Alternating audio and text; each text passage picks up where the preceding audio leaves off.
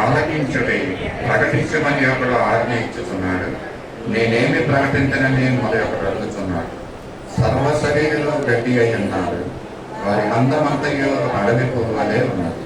యెహోవా తన శ్వాసము దాని మీద ఊదగా గడ్డి ఎండును, పువ్వులు వాడెను. నిశ్చయముగా జనులు గడ్డి వంటి వారే. గడ్డి ఎండిపోవును, దాని పువ్వు వాడిపోవును, మన దేవుని వాక్యము నిత్యము నిలుచును. సీయోను సువార్త ప్రకటించుచున్నారా? ఉన్నత పర్వతము ఎక్కుము. యెరూషలేము సువార్త ప్రకటించుచున్నానా? బలముగా ప్రకటించుచుము, భయపడక ప్రకటించువి. ఇదిగో మీ దేవుడు అని యూదా పట్టణమునకు సాగుతుంది. ఇదిగో తన బాహువే తన పక్షమున ఏలుచుండగా ప్రభువు యెహోవా తానే శక్తి సంపన్నుడై ఇచ్చున్నది. ఆయనకి ఇచ్చు బహుమానము ఆయన యొద్ద ఉన్నది. ఆయన చేయు ప్రతీకారం ఆయన ముందుగా నడుచుతున్నది. దేవుడి యొక్క పరిశుద్ధ వాక్యాన్ని మనం ఇక్కడితో దీవెనకరంగా చేయనుగాక. సమయంలో చదవబడిన యొక్క ఉత్తర పరిస్థితుల భాగాన్ని మన మధ్య ఉన్నటువంటి బ్రదర్ డేవిడ్ బ్రదర్ ముందుకు వచ్చి ఈ యొక్క ఉత్తర పరిస్థితుల భాగాన్ని మనకి వివరిస్తారు. డైరెక్ట్గా ఈ మాటలు మనము విందాం. చదువుకున్న మాటలు యెషయా గ్రంథంలో నుంచి.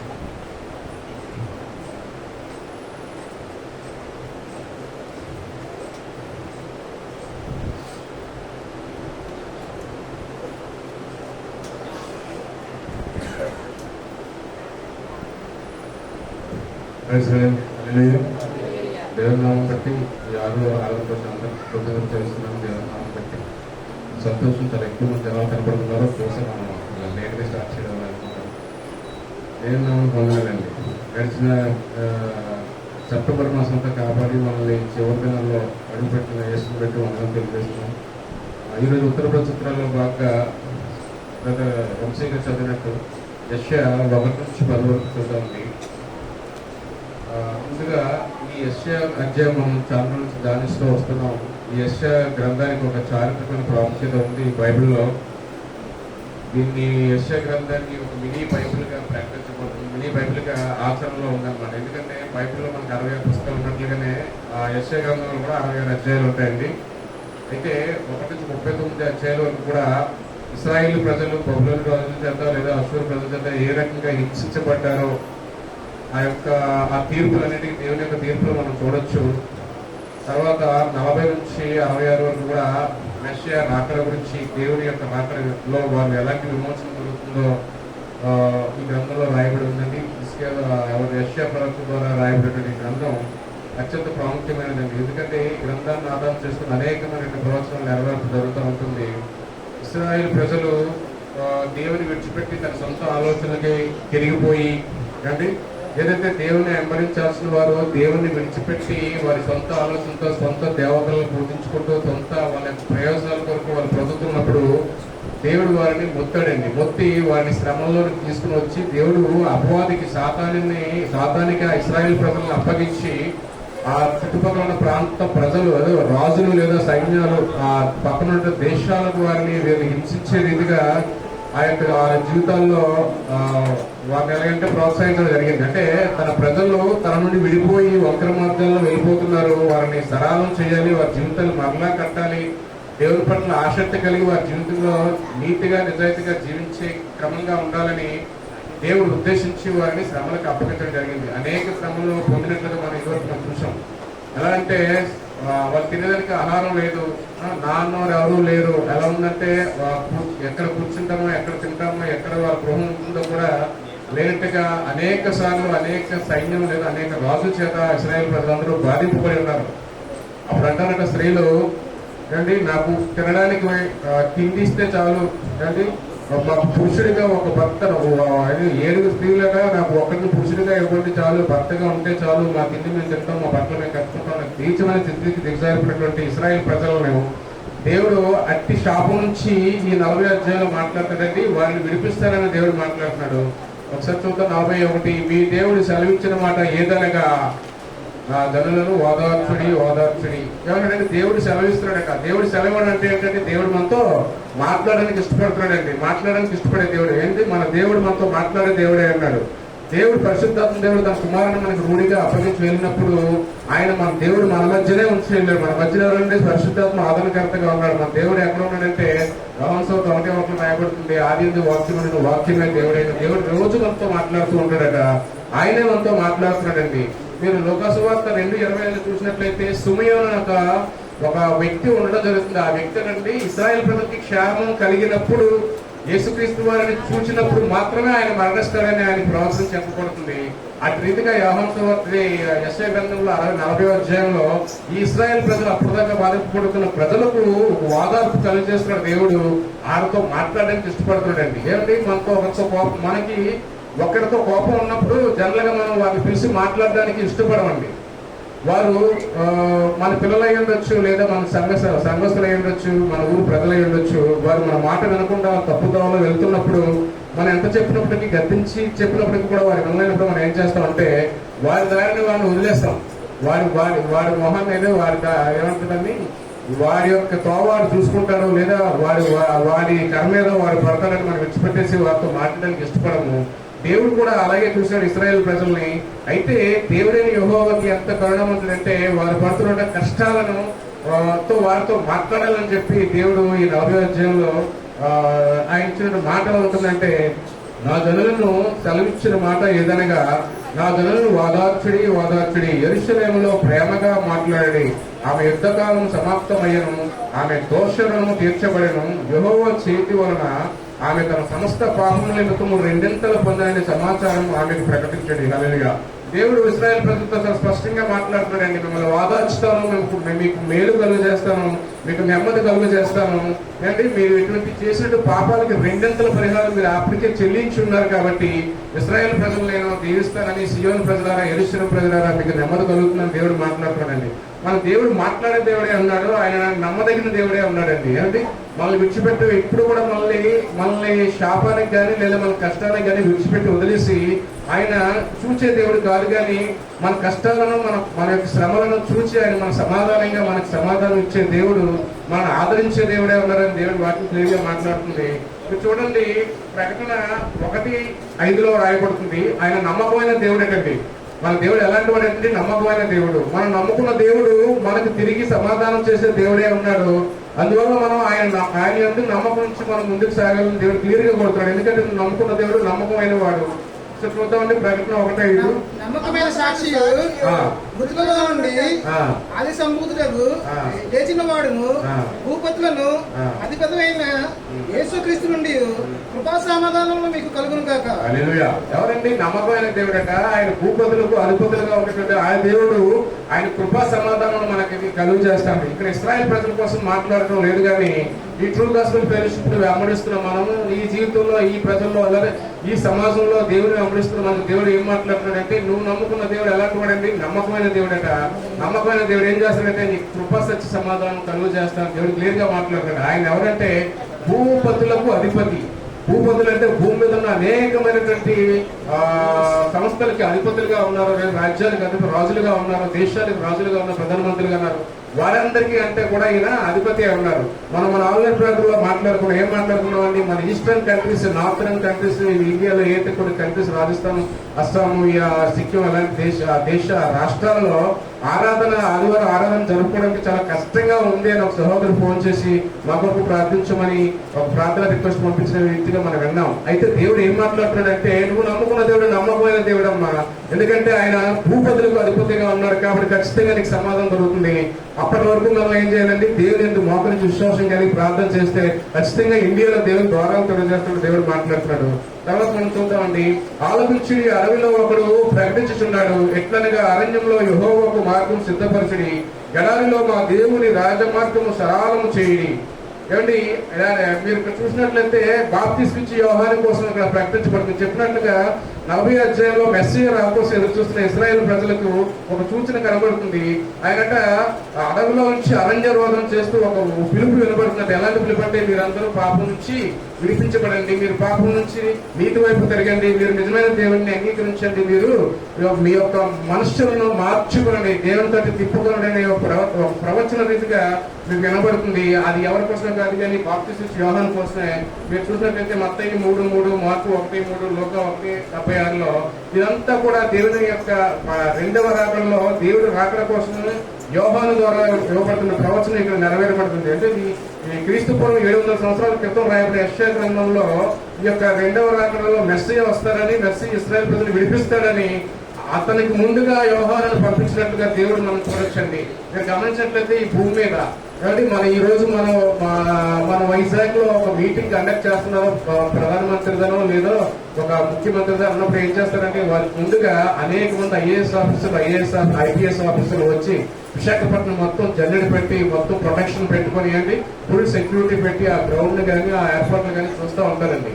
అండి నజరైన దేవుడు, నిజమైన దేవుడు, దేవుడి కుమారుని మనకు రాజుగా, దేవుడిగా, ఆదరణకర్తగా పంపించినప్పుడు ఇక్కడ కూడా దేవుడు అదే చేస్తున్నాడండి. బాప్తిస్మిచ్చే యోహాను మనకు ముందుగా మార్గాలను సరళం చేయడం కొరకు పంపించినట్టుగా మనం చూడొచ్చు. అటు రీతిగా ప్రవచనం నెరవేర్పు జరుగుతుందండి. అప్పుడు ఏం జరుగుతుందంటే ప్రతి లోయను ఎత్తు చేయవలను, ప్రతి పర్వతము ప్రతి కొండను అంచవలను, వంకరవి చక్కగాను కరుకైనవి నునుపుగాను ఉండవలను. స్పష్టంగా దేవుడు మాట్లాడు. దేవుడు వచ్చే ముందు ఈ మార్గాలని సరళం చేయడం బాప్తిస్మం యోహాను ద్వారా మాట్లాడబడుతున్న మాట ఏంటంటే ఆయన వచ్చి మన జీవితాల్లోని సరళం అంటే లోయలు అంటే మన జీవితంలో ఆత్మీయ క్షీణతకి గుర్తుగా మనం భావించవచ్చు. మనలో ఉన్న ఆత్మీయ క్షీణత లోయగా చూపించబడుతుంది, మనలో ఉన్న అవిశ్వాసం లోయగా చూపించబడుతుంది. అలాంటి లోయలు మీరు పూడ్చుకునేదా వాటిని ఎత్తుగా చేసుకోవాలండి. నీ లోపల మనలో లేదా మన జీవితాల్లో లేదా మన దృష్టిలో లేదా మన మనస్సులో ఒక రకమైన చెడు అభిప్రాయాలు కలిగి ఉండి అవిశ్వాసం, నానాటికి విశ్వాసం తగ్గిపోతూ మనం దేవుని పట్ల ఏదో వస్తూ ఉంటాం కానీ ఊరికే మన విశ్వాసం ఉంచలేకపోతుంటాం. దేవుడు అదే మాట్లాడుతున్నాడు. మీలో ఉన్నటువంటి లోయలను ఎత్తుగా చేసుకోండి. ఒకవేళ నీలో గర్వం ఉందేమో, పర్వతం వంటి కొండ వంటికి ఇలాంటి గర్వం నీలో ఉందేమో, ఆ కొండలు కూడా సరళం చేయబడినట. కొంతమందికి గరుకైన మనస్తత్వం ఉంటుంది. ఎదుటి వారిని ప్రేమించలేము, పెద్దలు చెప్పే మాటలు వినలేము, లేదంటే ఎవరైనా మంచిగా మాట్లాడితే వారితో మంచిగా ఉండలేము. కానీ విన్నట్టుగా ఉంటారట, వినరు, మాట్లాడుతున్నట్టుగా ఉంటారు తప్ప మన మాట వినరు. అట్టి వారి కోసం దేవుడు క్లియర్ గా మాట్లాడుతున్నాడండి. ఆ సువార్త మన కోసం చెప్పబడుతుంది. మీరు చూడండి ఒకసారి, భక్తిహీనులు మన జీవితంలో ముందుకు వెళ్ళలేమని మనసులో ఉన్న భక్తిహీనతను దేవుడు క్లియర్ గా మాట్లాడుతున్నాడు. అంత మాత్రం కాదు కానీ మనలో ఉన్నటువంటి ప్రతి ఒక్క భక్తిహీనతను అవిశ్వాసాలు తీసివేసి మనలో ఉన్న గర్వాన్ని విడిచిపెట్టి ఇశ్రాయేలు ప్రజలకు ఏదైతే దేవుడు మాట్లాడుతున్నాడో వారన్నింటినీ వదులుకొని మన మనసులను, మన జీవితాలను సరళం చేసుకుని దేవుడిని ఆహ్వానించాలండి. అంటే క్రీస్తు మందిరానికి వస్తే మనం సరిపోదు కానీ మనలో ఉన్న అనేకమైన దుర్గుణాలను వదిలిపెట్టి దేవుని ఆహ్వానించాలండి. ఊరికే వచ్చి కూర్చుంటే మన జీవితాలు బాగుపడవు కానీ దేవుని ఆశ్చర్యం లేదా దేవుని బైబిల్ సంఘం ఏదైతే చెప్తుందో లేదా దేవుని పరిశుద్ధ గ్రంథం ఏదైతే చెప్తుందో ఆ గ్రంథాన్ని అనుసరించి మనల్ని లోతు పల్లాలను సరిచేసుకుంటూ ఒప్పుకోవాలండి. నీలో ఉన్న పాపాన్ని దేవుని ఎదురు ఒప్పుకున్నట్లయితే, నీలో ఉన్న గర్వాన్ని తీసివేసినట్లయితే దేవుడు నీలో కార్యం చేయడానికి ముందుకు ఇష్టపడతాడు. అదే రీతిగా ఇక్కడ యెషయా ప్రవక్త తన దేవుని మాటలుగా ఇశ్రాయేలు ప్రజలకు చెప్పబడుతుంది. 5వ చూద్దాం. అంటే యెహోవా మహిమ బయలుపరచబడను, ఒకడును తప్పకుండా సర్వశరీరులు దాన్ని చూచెదరు, ఇలాగున జరగని యెహోవా సెలవిస్తున్నాడు. ఏమండి, వీళ్ళందరూ కూడా యెహోవా మహిమ చూస్తారని, సర్వశరీరులు ఆయన చూస్తారండి. అన్యులు కూడా అక్కడ సర్వశరీరులు అంటే గమనించండి, క్రీస్తుని నమ్ముకున్న, క్రీస్తుని వెంబడించిన, రక్షణ పొందిన మనమే కాదు కానీ అన్యులు కూడా ఆయన దేవుడిని ఒప్పుకోవాల్సిందే. ఇది నిజమండి, క్లియర్ గా చెప్పారు. మన పాస్టర్ గారు చెప్పారు, యేసుక్రీస్తు కోసం ఈ భూమి మీద ఉన్న 720 కోట్ల మందిలో ఏ ఒక్కరు కూడా యేసు అంటే తెలియని వారు లేరు. అవునా కదండి? యేసు అంటే తెలియని వారు ఎవరూ లేరు. అయితే దేవుని అంగీకరించకపోవడం, వారికి విశ్వాసాన్ని, వారి పరిస్థితులను బట్టి లేదా వారికి ఉన్న మూఢనమ్మకాలను బట్టి యేసుని వెంబడించకపోవచ్చు. కానీ యేసు అంటే ఎవరో తెలుసు. ఇప్పుడు ఒక శతాబ్దం క్రితం లేదా ఒక 50 సంవత్సరాల క్రితం యేసు అంటే తెలియకపోవచ్చు. కానీ ఈ క్రైస్తవ మిషనరీల ద్వారా భారతీయులు ఉన్నటువంటి అనేకమైనటువంటి మన ఐఎం ఫెలోషిప్ ద్వారా నేను ఒకసారి మన బైబిల్ ఐఎం వారి యొక్క చదివానండి. కరపత్రం చదివినప్పుడు వారు ఎంత సుదూర లోతైన ప్రాంతాలకు వెళ్ళి భాషలను వారికి యేసును పరిచయం చేయడం ఎంత హృదయ భారం కలిగిందంటే, మనం మన చుట్టుపక్కల ఉన్న వారికి ఒక్కరికైనా నిజమైన దేవుని పరిచయం చేయడానికి ఇష్టపడుతున్నామా? ఏమండి, నిజంగా చెప్పండి, ఈ మందిరంలో కూర్చుని మీరు అందరూ దేవుని యొక్క రుచి ఎరిగారా లేదా? ఖచ్చితంగా ఎరగారా లేదా చెప్పండి. మనం ఎరిగిన వాళ్ళు మనం ఏం చేయాలంటే, దేవుడు మనం ఏం చెప్తున్నాడంటే, నీ యొక్క సహోదరుడు నశించిపోకుండా, నీ సహోదరుడు నశించిపోకుండా నువ్వు భారం కలిగే వారికి నిజమైన దేవుని పరిచయం చేయమని దేవుడికి నేరుగా మాట్లాడుతున్నాడు. అదే అక్కడ సర్వశరీరులు దేవుని అంగీకరించాలట, వారందరికీ సువార్త చెప్పాలటండి. చూడండి 5వ అధ్యాయంలో యెహోవా మహిమ బయలుపరచబడిను, ఒకడును తప్పకుండా సర్వశరీరులు దాన్ని చూసేదరండి. సర్వశరీరులు ఆయన చూడలేదు. లోక 2వ అధ్యాయం 30-31 చూడండి కదా ఒకసారి. లోక 2వ అధ్యాయం 30-31. 29 చదవాలి, రెండు కలిపి ఉంటాయి. నాదా, ఇప్పుడు నీ మాట చొప్పున సమాధానంతో నీ దాసుని పోనిచ్చుచున్నావు. అన్ని జనులకు నిన్ను బయలుపరచుటకు వెలుగుగాను, నీ ప్రజలైన ఇశ్రాయేలుకు మహిమగాను, నీవు సకల ప్రజల ఎదుట సిద్ధపరిచిన నీ రక్షణ నేను కన్నులారా చూసి తిని. ఎవరికంటే అన్ని జనులు కానీ ఆయన బయలుపరుచుకుంటాడండి. ఒకప్పుడు మనందరం కూడా అంజులే కదండి. మన పుట్టుక ఎలాంటిది? మన పుట్టుక మనకు తెలియనటువంటి ఒక ఆచారంలో పుట్టి, మనకు తెలియనటువంటి భక్తులు పుట్టి పెరిగిన వారమే. అయితే తర్వాత మన నిజమైన దేవుని తెలుసుకున్నామండి. మన నిజమైన దేవుడిని నమ్ముకున్న ద్వారా మనకి ఆస్తులు అంతస్తులు కలిగిపోతాయి నేను చెప్పను, కానీ మనలో ఉన్నటువంటి దురాత్మను, మనలో ఉన్నటువంటి మూఢత్వాన్ని తీసివేసి ఆయన మంచి మార్గంలో నడిపిస్తామని చెప్తున్నాడు. అయితే అలా అయినప్పటికీ కూడా ఏం చేస్తున్నారు ప్రజలు? అపోస్తుల కార్యం 28-25 చూడండి ప్రజలు ఒకసారి. అపోస్తులు 28-28, 28-25 అపోస్తుల కార్యం 28-25లో 28-25 వారిలో భేదాభిప్రాయములు కలిగినందున పౌలు వారితో ఒక మాట చెప్పిన తరువాత వారు వెళ్ళిపోయి, అదేదనగా మీరు వినుట మటుకు విందురు గాని గ్రహింపనే గ్రహింపరు, చూచుట మటుకు చూతురు గాని కాననే కానని ఈ ప్రజల ఎద్దకు ఏం చేస్తున్నారంటే వినటి మట్టికే వింటున్నారట కదా, గ్రహించలేకపోతున్నారట. ఏమండి, చూసిన మట్టిగా చూస్తున్నారు కానీ వారు కానలేకపోతున్నారట. అటువంటి అంతస్తు మనం కలిగి ఉండకూడదని దేవుడు క్లియర్ గా మాట్లాడుతున్నాడు. ఎందుకంటే ఆయన సర్వశరీరులకు దేవుడే ఉన్నాడు. ఆయన యొక్క సూచక్రియలు కానీ, ఆయన యొక్క మహత్కార్యాలు కానీ మనం గమనించాలండి. దేవుని మందిరంలోకి వచ్చినప్పుడు, దేవుని వాక్యం మనం వింటున్నప్పుడు ఖచ్చితంగా దాన్ని మనం అనుసరించి దాన్ని అనుసరించి నడుచుకోవాలి తప్ప ఏదో ఒక చెవులు విని ఒక చెవులు విడిచిపెట్టే వరకు మనం ఎట్టి పరిస్థితులు ఉండకూడదు. కానీ ఆయన గ్రహించి అట్టి సంగతులు మనం ముందుకు తీసుకున్నట్లయితే మన జీవితంలో మనము ముందుకు సాగలము. మంచి విశ్వాస పోరాటం మనం పోరాటగలమండి. 6వ వచనం చూద్దామండి. ఆలోచించడి, ప్రకటించమని ఒకడు ఆజ్ఞిస్తున్నాడు, నేనేమో ప్రకటించడానికి మరి ఒకడు అంటున్నాడు. సర్వశరీరులు గడ్డి అయి ఉన్నారు, వారి అందమంతయు అడవి పువ్వు వలె ఉండటండి. ఏం చేస్తున్నారంటే సర్వశరీరులు గడ్డి వలె ఉన్నాడు. కేవలం అందం, మోసకరం, సౌందర్యం, ఎత్తడం దేవుడికి నేరుగా మాట్లాడుతున్నాడండి.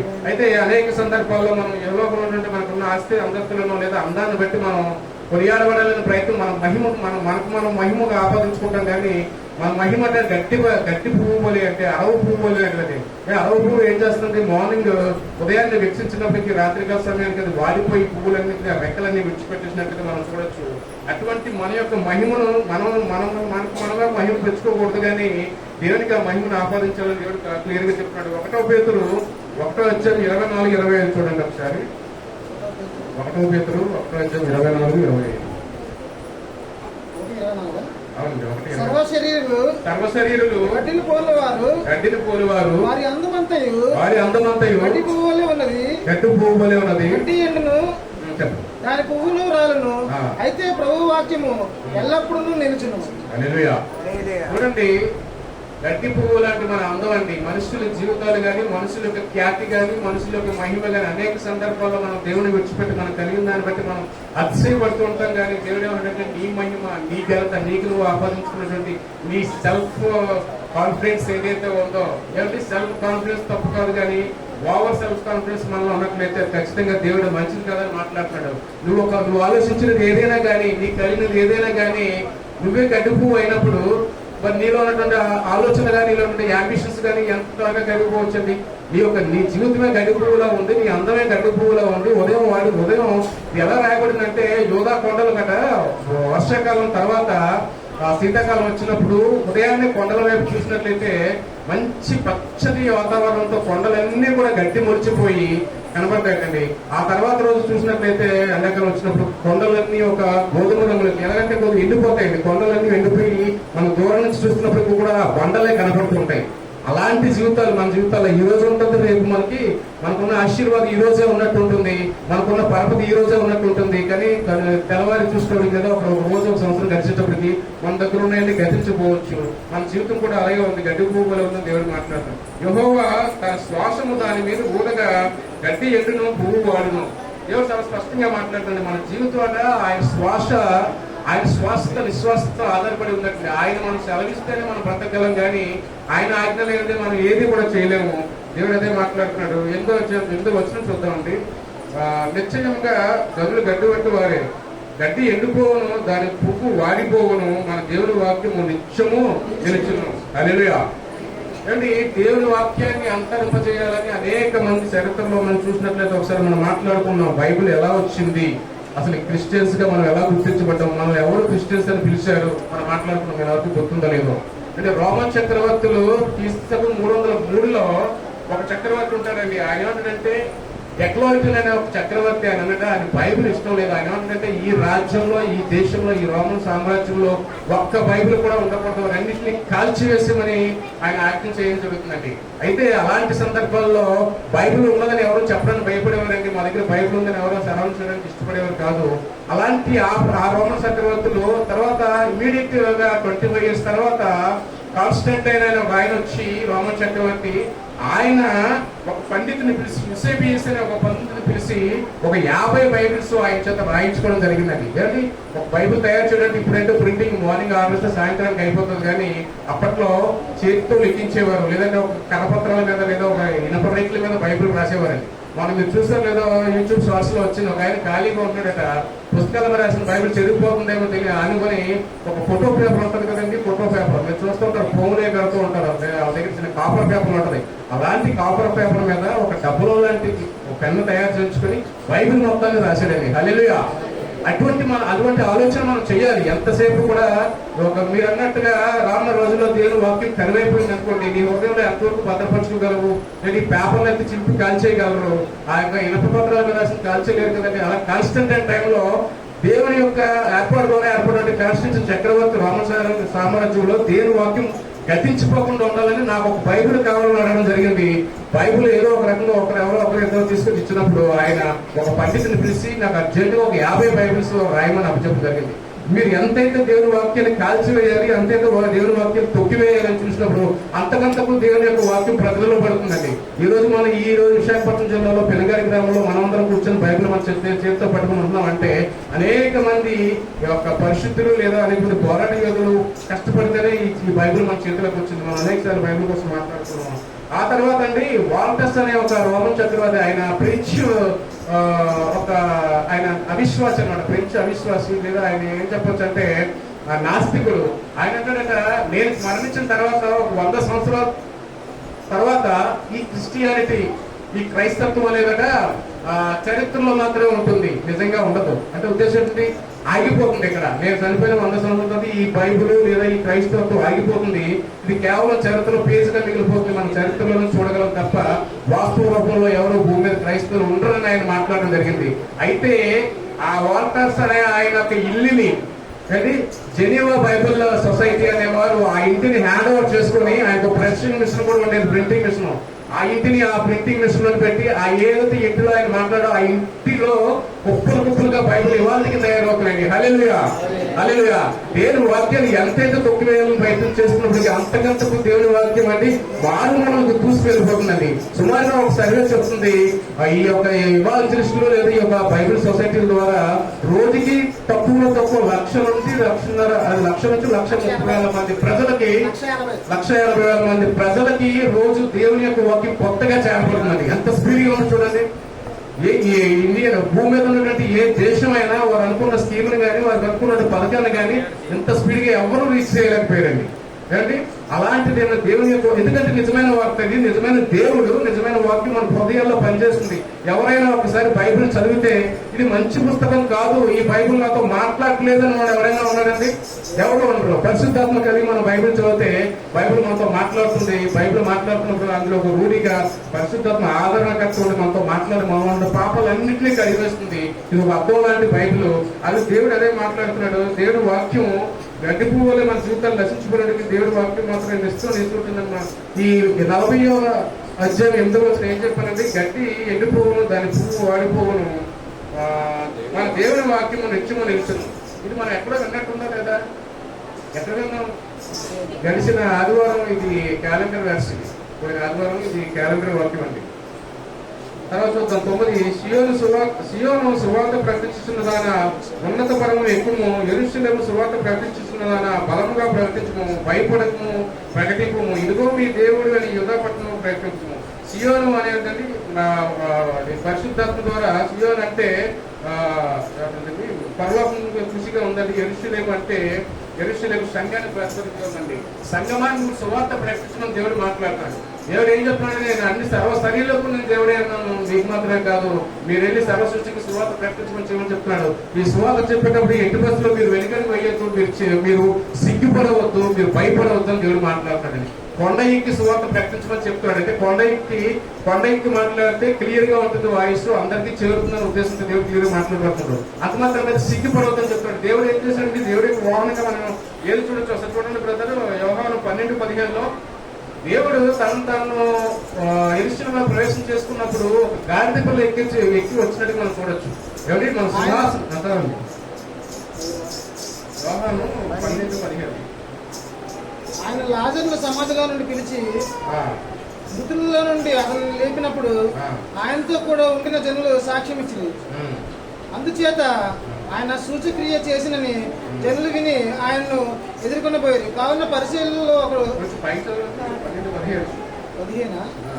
సియోను కుమారి భయపడకుము, ఇదిగో నీ రాజు గాడిద పిల్ల మీద ఆసీనుడై వచ్చుచున్నాడు అని వ్రాయబడిన ప్రకారము దేవుడు ఏం చేశాడంటే గాడిద పిల్ల మీద ఆశీనుడై వచ్చాడండి. అంటే ఆయన ఎంత తక్కువగా తను ఎంత తక్కువగా ప్రజెంటేషన్ చేసుకున్నాడు. మన సువార్త చెప్పేటప్పుడు కూడా మనం దేనికి భయపడకూడదు, దేనికి సిగ్గుపడకూడదు. కానీ నువ్వు కలిగినటువంటి దేవుణ్ణి, నీకు కలిగినటువంటి ఆశీర్వాదాన్ని, నీకు కలిగినటువంటి రక్షణను మనం భారం కలిగి మన సహోదరులు ప్రకటించమని దేవుడు అటు విషయంలో మన ఇంటి బస్సులో కూడా వెనకాడవద్దని దేవుడు క్లియర్ గా మాట్లాడుతున్నాడు. చివరిగా ఇదిగో తన బాహువే తన పక్షమున ఏలుచుండగా ప్రభువు యెహోవా తానే శక్తివంతుడే వచ్చును. ఎవరు చేస్తాడంటే మన పక్షమున ఆయన బాహువు అంటే ఆయన చేతిని మనకు సహాయంగా, ఆయన బాహువులు మనకు సహాయంగా ఉంచుతాను అంటున్నాడు. మనం వెళ్ళి మార్గంలో మనకు సహాయంగా ఉంటాం అంటున్నాడు. మనం చేసే పని విషయంలో ఆయన సహాయంగా ఉంటా అన్నాడు. మనం వెళ్ళి మార్గాలు స్థిరపడుతున్నాడు. అటు రీతిగా ఇశ్రాయేల్ ప్రజలకు దేవుడు ఆ యొక్క అది వరకు పడినటువంటి శాతాల శ్రమల నుంచి, ఆ దేశాల యొక్క రాజ్యాల యొక్క రాజుల యొక్క యుద్ధాల నుంచి, అటువంటి స్థితి నుంచి దేవుడు మిమ్మల్ని అందరినీ రక్షించడానికి మెస్సియా ద్వారా మిమ్మల్ని అందరూ రక్షించబడతారు. మీరు తీర్పులో నుంచి బయటకు రాబడుతున్నారు, మీకు మంచి జీవితం కలుగజేస్తుందని ఈ యొక్క అధ్యాయంలో మాట్లాడడానికి మనం చూడొచ్చండి. దేవుడు అవకాశం భాస్కర్ భవనానికి తెలియజేస్తున్నాను.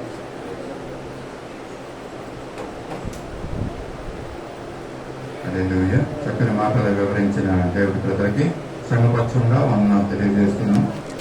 సమయంలో మన మధ్యకి నాగమణి గారి యొక్క తమ్ముడు మార్తలు మన మధ్యకి వివాహం చేసుకున్న నూతనంగా మన మధ్యకి వచ్చి ఉన్నారండి. వారిని ముందుకు రావాల్సిందిగా కోరుచున్నాను. చారి స్వాభారాయణ ముందుకు వచ్చినట్లయితే మీ నిమిత్తము ప్రార్థన చేస్తాను. తర్వాత మిగతా కార్యక్రమానికి మనం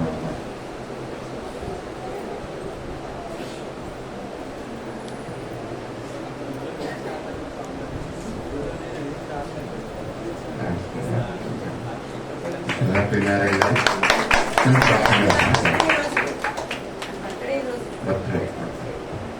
ప్రార్థన చేసుకుని వచ్చింది. మహాపరిస్థితులను కృపకరణ దేవ నీ పరిస్థితి పాదాలను స్తోత్రాలు చెల్లించుకుంటున్నాం. సారికి ఇచ్చినటువంటి నూతనమైనటువంటి దయాకీలికను బట్టి నీకు స్తోత్రాలయ్యా. వారి నూతనంగా ఇది ఒక స్వభావాలతో వివాహం చేయడానికి జరిపించుకోవడానికి మీరు ఇచ్చిన ధన్యతను బట్టి, కృపను బట్టి మీకు స్తోత్రాలు. సారి యొక్క జీవితం అంతా కూడా నిశ్చితమైతే ఆ బిడ్డను మీరు మార్చి మీ రక్షణలోకి నడిపించుకోమని కోరుతున్నాను. కాకపోతే నీ వందనాలు. వారి జీవితము ఆశీర్వాదకరంగా ఉండట్లో సహాయం చేయండి. ఈ ప్రభావం మీ సన్నిధికి మీరు ఆకర్షించుకోండి. నిజమైన దేవుడిని వారు తెచ్చుకుని మీరు గుర్తించి నేను ఆరాధించే గుంపులో మీరు వారి ఉంచమని అడుగుతూ ఈ ప్రభావం నుంచి ఆలోచన జ్ఞానము మీరు వారికి అనుగ్రహించండి. ఈ ప్రభావ రానున్న దినాల్లో వారి యొక్క జీవితము ఆశీర్వాదకరంగా చేయమని కూడా అడుగుతుంది.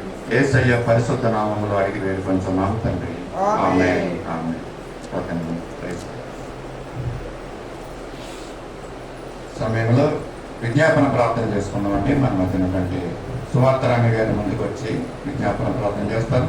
మనందరం కూడా కళ్ళు మూసుకుందాం. విజ్ఞాపన ప్రార్థనలో ఏకీభవిద్దాం. దేవుడు గత కాలం అంతా మనల్ని కాపాడాడు, సంఘాన్ని కాపాడాడు. మరి ఆయన యొక్క పరిచర్య లోకమంతటా కూడా ఆటంకం లేకుండా జరిగే విధంగా అనేకమైనటువంటి విషయాల నిమిత్తము మనం ప్రార్థన చేసుకున్నాం. సహోదరి మనల్ని విజ్ఞాపన ప్రార్థనలోకి నడిపిస్తాం. పరిశుద్ధుడు తండ్రి, ఆయన మీ పరిశుద్ధ ఘనమైన నామానికి వందనాలు, స్తుతులు, స్తోత్రాలు చెల్లిస్తున్నాం ప్రభా. మా గొప్ప దేవుడానికి వందనాలు. అబ్రహాం, ఇస్సాకు, యాకోబుల దేవుడా, మోషే, అహరోనుల దేవుడా, ఆయన మీకే స్తుతి, మహిమ, ఘనత, ప్రభావం చెల్లిస్తున్నాం ప్రభా. ఎన్నిక లేనటువంటి వారు ప్రభా, యోగ్యత మంచి లేనటువంటి వారు ప్రభా, దైవానికి స్తోత్రాలు. మీ కృప చేత, మీ ప్రేమ చేత గడిచిన దినాలు నాటి ఈ దినం మీ సమయం వరకు కూడా ప్రభా నీ పరిశ్రమ రెక్కలమాట అన్న సంఘాలైనా మా కుటుంబాల్లో మీరెంతో సురక్షితంగా కాచి కాపాడిన దేవుడు మీకు స్తోత్రాలు. నేను మేము రచించడానికి ఇష్టం కాక ప్రభా, ఈ లోకములకు తండ్రి మీరు వచ్చినారు మా కోసం ప్రాణం పెట్టిన తండ్రి నీ కొందనాలు. మా పాపముల నిమిత్తము, మా దోషముల నిమిత్తము మీరు నలుకుంటుమంటారు ప్రభా. ఎవరు వచ్చినటువంటి గొప్ప త్యాగములు చేశారు ప్రభా. మా దైవానికి స్తోత్రాలు. మీరు చేసిన మహా గొప్ప ఘనమైన కార్యానికి మీకు ఏమిచ్చి మీరు తీర్చలేదు ప్రభా. తండ్రికి స్తోత్రాలు. మాదంటే ఏది లోకంలో లేదు ప్రభా. మీరు ఇచ్చిన ఆత్మదేహాలతో ప్రభా నేను స్తుతించి గర్వపరిచే జీవితాలు మాకు దయచేయండి ప్రభా. మీకు స్తుతులు, స్తోత్రాలు చెల్లిస్తున్నాం. మీ ప్రభా దైవాని కుమారాలు తండ్రి దినము చూడలేక అనేక మంది ప్రభా కాలగర్భంలో కలిసిపోయి వారి కంటే గొప్పవారు శక్తివంతులను కాదు ప్రభా. కేవలం ఉచితమైన కృపే తండ్రి నాయన. నీ కృపలైతే మేము బ్రతకలేము తండ్రి నాయన. నా దైవానికి స్తోత్రాలు తండ్రి నాయన. ఓ ప్రభా తన మా జీవితాల్లో, మా బ్రతుకుల్లో మీరు చేసిన ప్రతి మేలుకే నీకు వందనాలు చెల్లిస్తున్నాం తండ్రి నాయన. దైవానికి స్తోత్రాలు తండ్రి.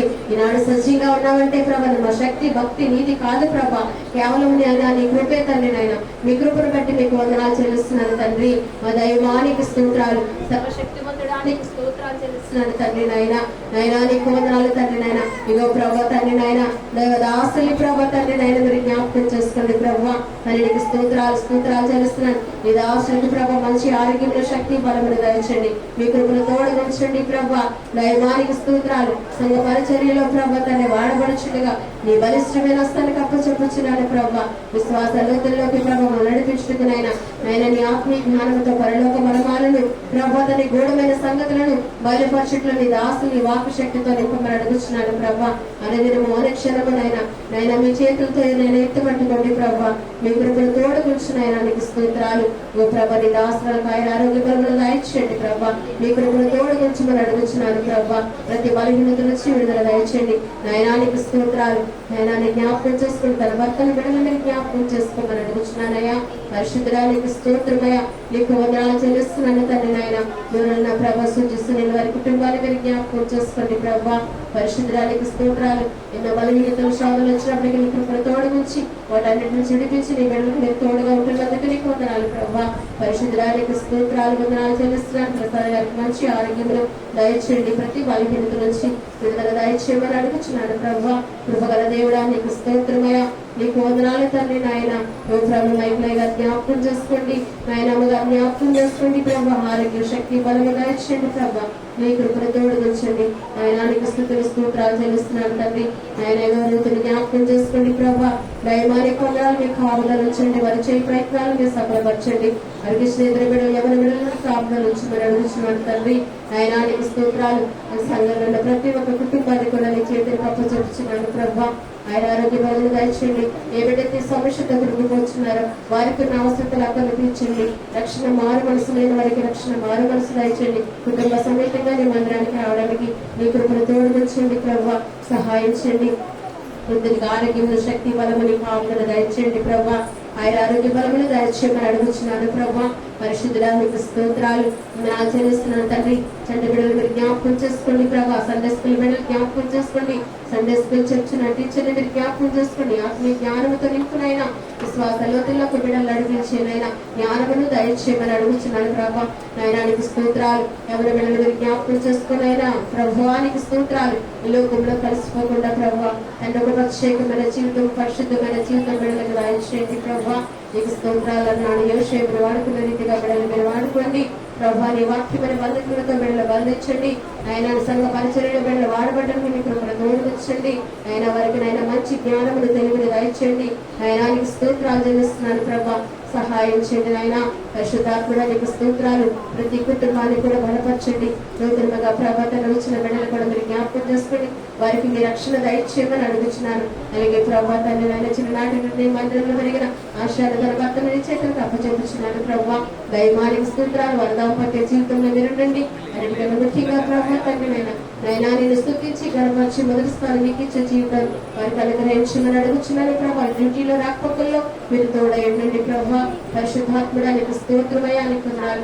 మందిరంలో అనారోగ్యంలో బిడ్డలు మీరు జ్ఞాపకం చేసుకోండి. ప్రభావ ఆయన ఆరోగ్యపరములు దయచేయండి. ప్రతి బలహీనత నుంచి విడుదల, ప్రతి సమస్య నుంచి విడుదల దయచేయండి. ఈ అద్భుత కార్యాలు జరిగించినైనా మీ మహత్ కార్యాలు జరిగించమని అడుగుతున్నాను. ప్రభావ పరిశుద్ధాత్ముడా నీకు స్తోత్రమయ్యా నీకు వందనాలు చెల్లిస్తున్నాం తండ్రి. నాయన మందిర నిర్మాణంలో కూడా మీరు అనేక విషయాలు సహాయం చేస్తున్నావు. ప్రభావ నీకు స్తోత్రాలు తండ్రి. నైనాగా ప్రభా తండ్రి నైనా యేసయ్య దానికోసం సహాయం చేస్తారు. ప్రతి ఒక్క కష్టాన్ని కూడా మీరు బలపరచండి. ప్రభా సహాయం చేయండి. పరిశుద్ధాత్ముడా నీకు స్తోత్రాలు వందనాలు చెల్లిస్తున్నాను. ఇగో ప్రభా సుఖ ప్రసిద్ధి కోసం మీరు చూస్తున్న బిడ్డకు సుఖ ప్రసిద్ధి దాయించండి. ప్రభువానికి స్తోత్రాలు. చంటి బిడ్డ తల్లిని జ్ఞాపకం చేసుకోండి. ప్రభా ఆలోచన తల్లిని మీరు జ్ఞాపకం చేసుకోండి. ప్రభా దైవానికి స్తోత్రాలు వందనాలు చెల్లిస్తున్నాం తండ్రి. ఇవనైనా దినాల్లో ఉన్నాం ప్రభా. భయంకరమైన దినాలున్నాం. ఎక్కడ చూసిన శాంతి లేదు, సమాధానం లేదు. అఘోర మరణాలు, భయంకరమైన వ్యాధులు ఇవన్నీ నీ రాకలకు చూచులంటారు. ప్రభా ఆయన మమ్మల్ని మీరు సిద్ధపరచుకొని నేను నమ్మకస్తులుగా జీవించుకుని కృపను అనుగ్రహించండి. ప్రభా ఓ తండ్రి నీకు స్తోత్రాలు తండ్రి. గడ్డి పూలండి మా జీవితాలు ప్రభా, ఎన్నికలేని మా జీవితాలు ప్రభా. దౌర్భాగ్య స్థితిలో ఉన్నప్పుడు ప్రభా తండ్రి నువ్వు ఎంతగానో ప్రేమించి రక్షించావు. అటువంటి రక్షణ ప్రతి ఒక్క బిడ్డకి దయచేయండి. ప్రభా దైవానికి స్తోత్రాలు. ఎంతో మంది బిడ్డలు ప్రభా నశించబోతున్నారు. ప్రభా స్వచ్ఛమైన దేవుడు అని, నువ్వు నిజమైన దేవుడు అని తెలుసుండి కూడా ప్రభా దేవా తండ్రి నాయన ఓ ప్రభా జీవితాలు నాశనం చేసుకుంటారు. పాపం చేత, శాపం చేత, పాప బంధకముల చేత బంధించబడిన వరకు విడుదల దయచేయండి. ప్రభా దైవానికి స్తోత్రాలు చెల్లిస్తున్నాం తండ్రి నాయన.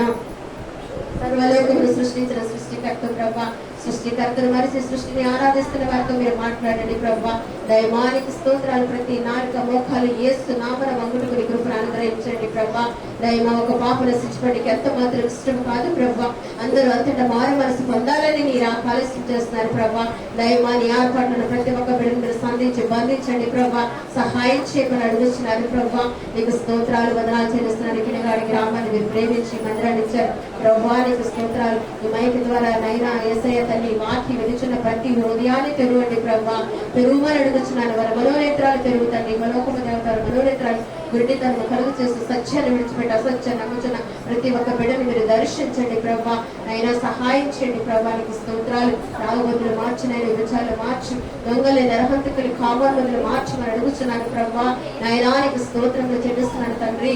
పరిశుద్ధడానికి వందనాలు సహాయం చేయండి. ప్రభా మా దైవానికి వందనాలు చెల్లిస్తున్నాను తండ్రి.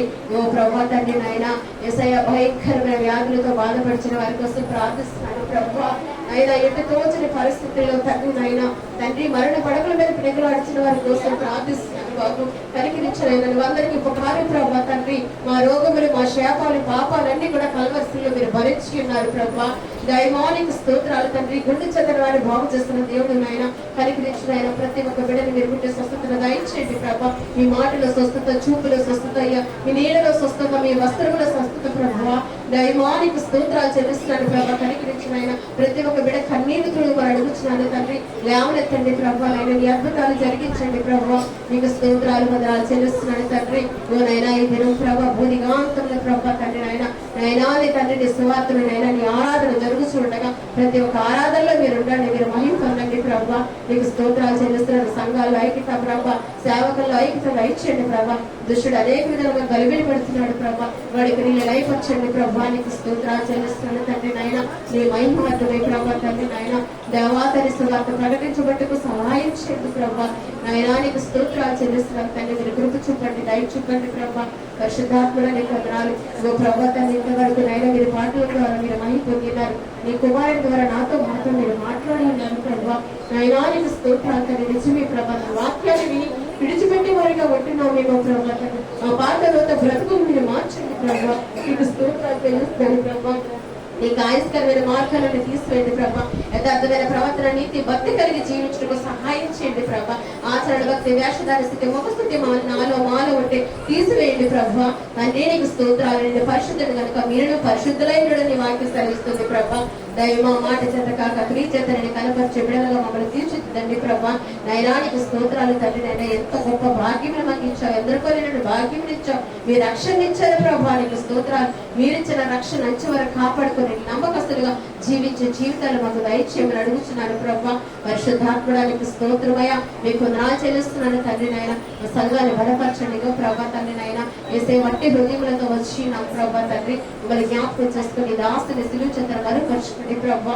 నాతో మాతో మీరు మాట్లాడండి ప్రభా, మరి సరిచేయండి. నీ వాక్యం ఏంటే మేము బ్రతుకుతాం. నీ మాటలో జీవం ఉన్నది, సత్యమున్నది, ఆదరణ ఉన్నది ప్రభా తండ్రి. నీకు స్తోత్రాలు చెల్లిస్తున్నాం తండ్రి. నాయన కృపగల దేవుడా నీకు వందనాలు నాయన. నీ వాక్యాన్ని, నీ వాక్యానుసారమైన జీవితాలు నాకు మాకు దయచేయండి ప్రభా. పరిశుద్ధుడానికి స్తోత్రాలు తండ్రి. నాయన జరగవలసిన కార్యక్రమం అంతట్లో కూడా మీరు ఉండండి ప్రభా. మీరు మహిమ పొందండి, మీరు ఘనపరచబడమని ప్రతిమలు అడుగుతూ యేసు శక్తి గల నామను బట్టి ప్రార్థించబడుతున్నాను తండ్రి. ఆమేన్. ఆమేన్. సమయంలో క్యాలెండర్లోని వాక్యాన్ని ఎంపిక చేసుకున్నామండి. మన మధ్యన సారం గారు ముందుకు వచ్చినట్లయితే క్యాలెండర్లోని వాక్యాన్ని ఎంపిక చేసుకున్నాం. సారం గారు ముందుకు రావాల్సిందిగా కోరుతున్నాం.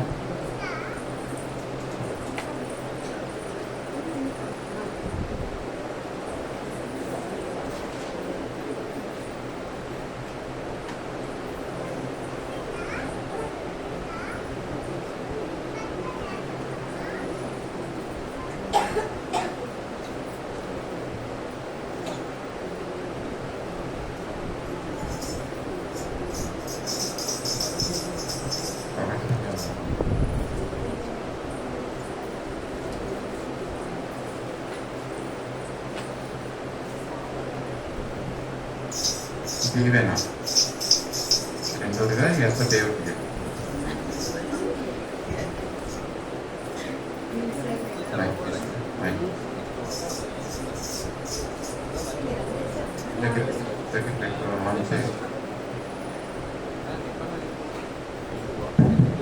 నా ప్రియుడు నా వాడు, నేను అతని దానిని. పద్మములున్న చోట అతను మందును మేపుచున్నాడు. పరమగీతము 2:12. 2:16.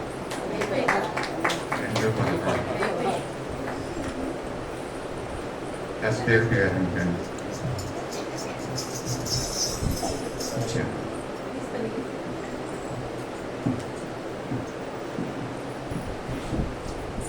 నా ప్రియుడు నా వాడు, నేను అద్భుతాలు. అద్భుతమైన చోట అతను మందిరం నేర్చుకున్నాడు. పరమగీతం 2:16.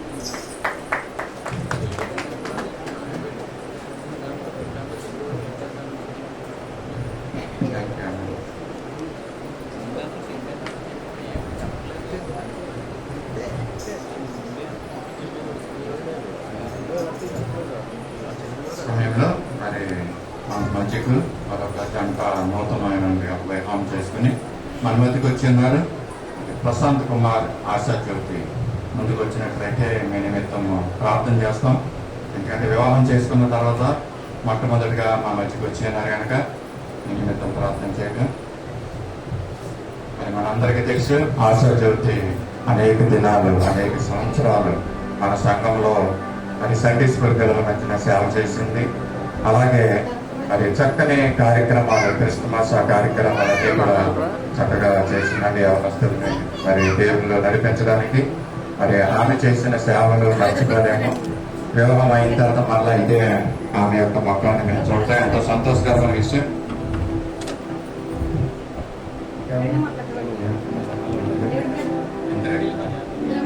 ఇందిరమ్మ గారు దేవుడి బ్రదర్ ముందుకు వచ్చినట్లయితే మీరు కూడా వివాహం చేసుకొని వచ్చినట్లయితే నూతనమైన దంపతుల్ని మరి మనం ఆశీర్వదించి మనం ప్రార్థన చేద్దాం.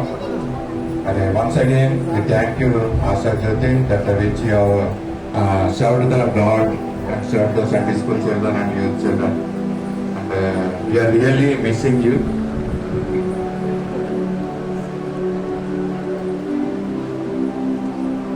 చేసిన మంచి సేవ నిమిత్తమా ఈ వివాహం చేసుకుని వచ్చినందుకు మీకు ఈ యొక్క బహుమానాన్ని ఇద్దరు నిమిత్తం ఇద్దరం కదా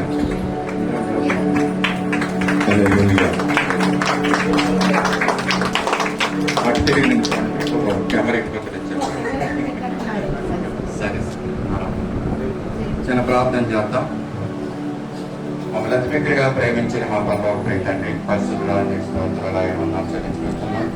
సకల ఆశీర్వాదాలకే కారణభూతుడైన దేవుడు నువ్వు తండ్రి. ఇదిగో ప్రభా, నూతనమైన జతపరచబడినటువంటి దంపతులు కొన్ని దినాలు ఇదిగో ప్రభా వారి వైవాహిక జీవితంలో మీరు ఉండి, మీరు తోడుగా ఉండి వారిని నడిపించిన విధానాన్ని మేము జ్ఞాపకం చేసుకుంటున్నాం. వారిని బట్టి నీకు కృతజ్ఞతాస్తుతులు స్తోత్రాలు చెల్లించుకుంటున్నాం. నువ్వు దేవుడిగా వారు అంగీకరించి ఉన్నారు మా ప్రభా. మీ దేవుడిగా వారిని మిమ్మల్ని కొలుస్తున్నారు మా ప్రభా. దాన్ని బట్టి మీకు స్తోత్రాలయ్యా. రానున్న జీవితం అంతట్లో కూడా వారి మధ్యన మీరు ఉండండి మా ప్రభా. పరిశుద్ధాత్మ దేవుణ్ణి వారికి సంచకరంగా ఉంచినందుకు మీకు స్తోత్రాలయ్యా. మేము విన్నటువంటి మాటల ప్రకారంగా పరిశుద్ధాత్మ దేవుడిని వీరిని ఇది ప్రభా సిద్ధపరుస్తున్నాడు, వీరిని నడిపిస్తున్నాడు. దాన్ని బట్టి నీకు స్తోత్రాలు చెల్లించుకుంటున్నాం. ప్రశాంతిని ప్రభా చేస్తున్న పనిని ఆశీర్వాదంగా చేయండి. డ్యూటీ రాకపోవడం మీరు చూడండి. ఆ డ్యూటీ ప్రదేశాల్లో కూడా నీకు సాక్షిగా బిడ్డని మీరు నిలబెట్టుకోమని అడుగుతున్నాం మా తండ్రి. మీ స్తోత్రాలు. సిగ్గుపడనక్కర్లేనటువంటి వ్యక్తిగా ఆయన ఉండటంలో మీకు సహాయం చేయండి. మీ స్తోత్రాలు. నిన్ను దేవుడిగా కలిగి ఉన్నారా అనేక మంది అన్ని జనులు తెలుసుకున్నట్లు సహాయం చేయండి. ఆశాజ్యోతికి ఇచ్చినటువంటి విశ్వాసాన్ని బట్టి నీకు స్తోత్రాలు. రానున్న దినంలో ఆ విశ్వాసం ఏ విధంగా కూడా సాతాండం ఆటంకపరచుకోకుండా నీ కృపా సన్నిధి సమాధానం వారి జీవితాలు అనుగ్రహించండి. వారి వైవాహిక జీవితం సంతోషభరితంగా ఉండట్లో నీ కార్యాలు జరిగించుకొని మీరే వారికి తోడైనండి. లోకంలో ఏ మనుషులు ఇదిగో ప్రభా సంతోషము సమాధానం ఇవ్వలేరు, కానీ నీ దగ్గర అది దొరుకుతుందని వారు అడిగి నీ దగ్గర నుంచి పొందుకుంటూ సహాయం చేయండి. గొప్ప తండ్రి నీకు ఉన్నాను. అలాగే ఆశీర్వతి చేస్తున్న పనిని కూడా మీరు ఆశీర్వాదకరంగా చేయండి. అనేక మందికి మాదిరికరమైన జీవితాలు జీవించట్లో సహాయం చేయండి. గొప్పదవాన్ని స్తోత్రాలు. వారి జీవితంలో ఎంతవరకు తోడండి. మీరు చేసిన మేలు మహోపకారాలన్నింటిని బట్టి కూడా మందిరంలో ఉండి నీ కృతజ్ఞతాస్తుతులు స్తోత్రాలు చెల్లించుకుంటున్నాం. వారి జీవితాన్ని మరోసారి నీ చేతిలో పెడుతున్నాం. రానున్న దినాలన్నింటినీ కూడా ఆశీర్వాదంగా ఉంచండి. శాంతిని, సమాధానాన్ని, సంతోషాన్ని, ఆనందాన్ని బిడ్డ జీవితంలో అనుగ్రహించండి. వారి యొక్క బంధువులు, మిత్రులు అందరికీ బిడ్డలను చూసి సంతోషించి ఆనందించే విధంగా వారిని ఆశీర్వదిస్తారని నమ్ముతూ ఈ పొద్దున మాటలకైతే గిడానన్న నా శరీరని యేసయ్య పరిశుద్ధ నామంలో అడిగి వేడుకుంటున్నాం తండ్రి. Amen. Amen. Praise the lord. Praise the lord.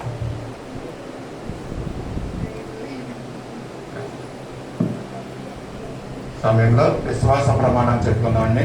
మన మధ్యన ఉన్నట్టు మండ ముందుకు వచ్చి ఈ యొక్క విశ్వాస ప్రమాణాన్ని తెలియజేయడానికి కోరుతున్నాం. అందరూ కూడా లేచి నిలబడి ఈ యొక్క విశ్వాస ప్రమాణాన్ని చెప్పుకుందాం.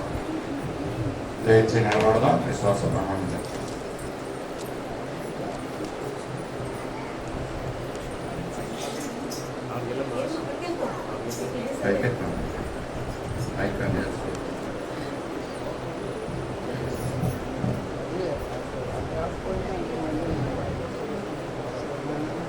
భూమి ఆకాశములు సృజించిన సర్వశక్తి గల తండ్రి అయిన దేవుని నేను నమ్ముచున్నాను.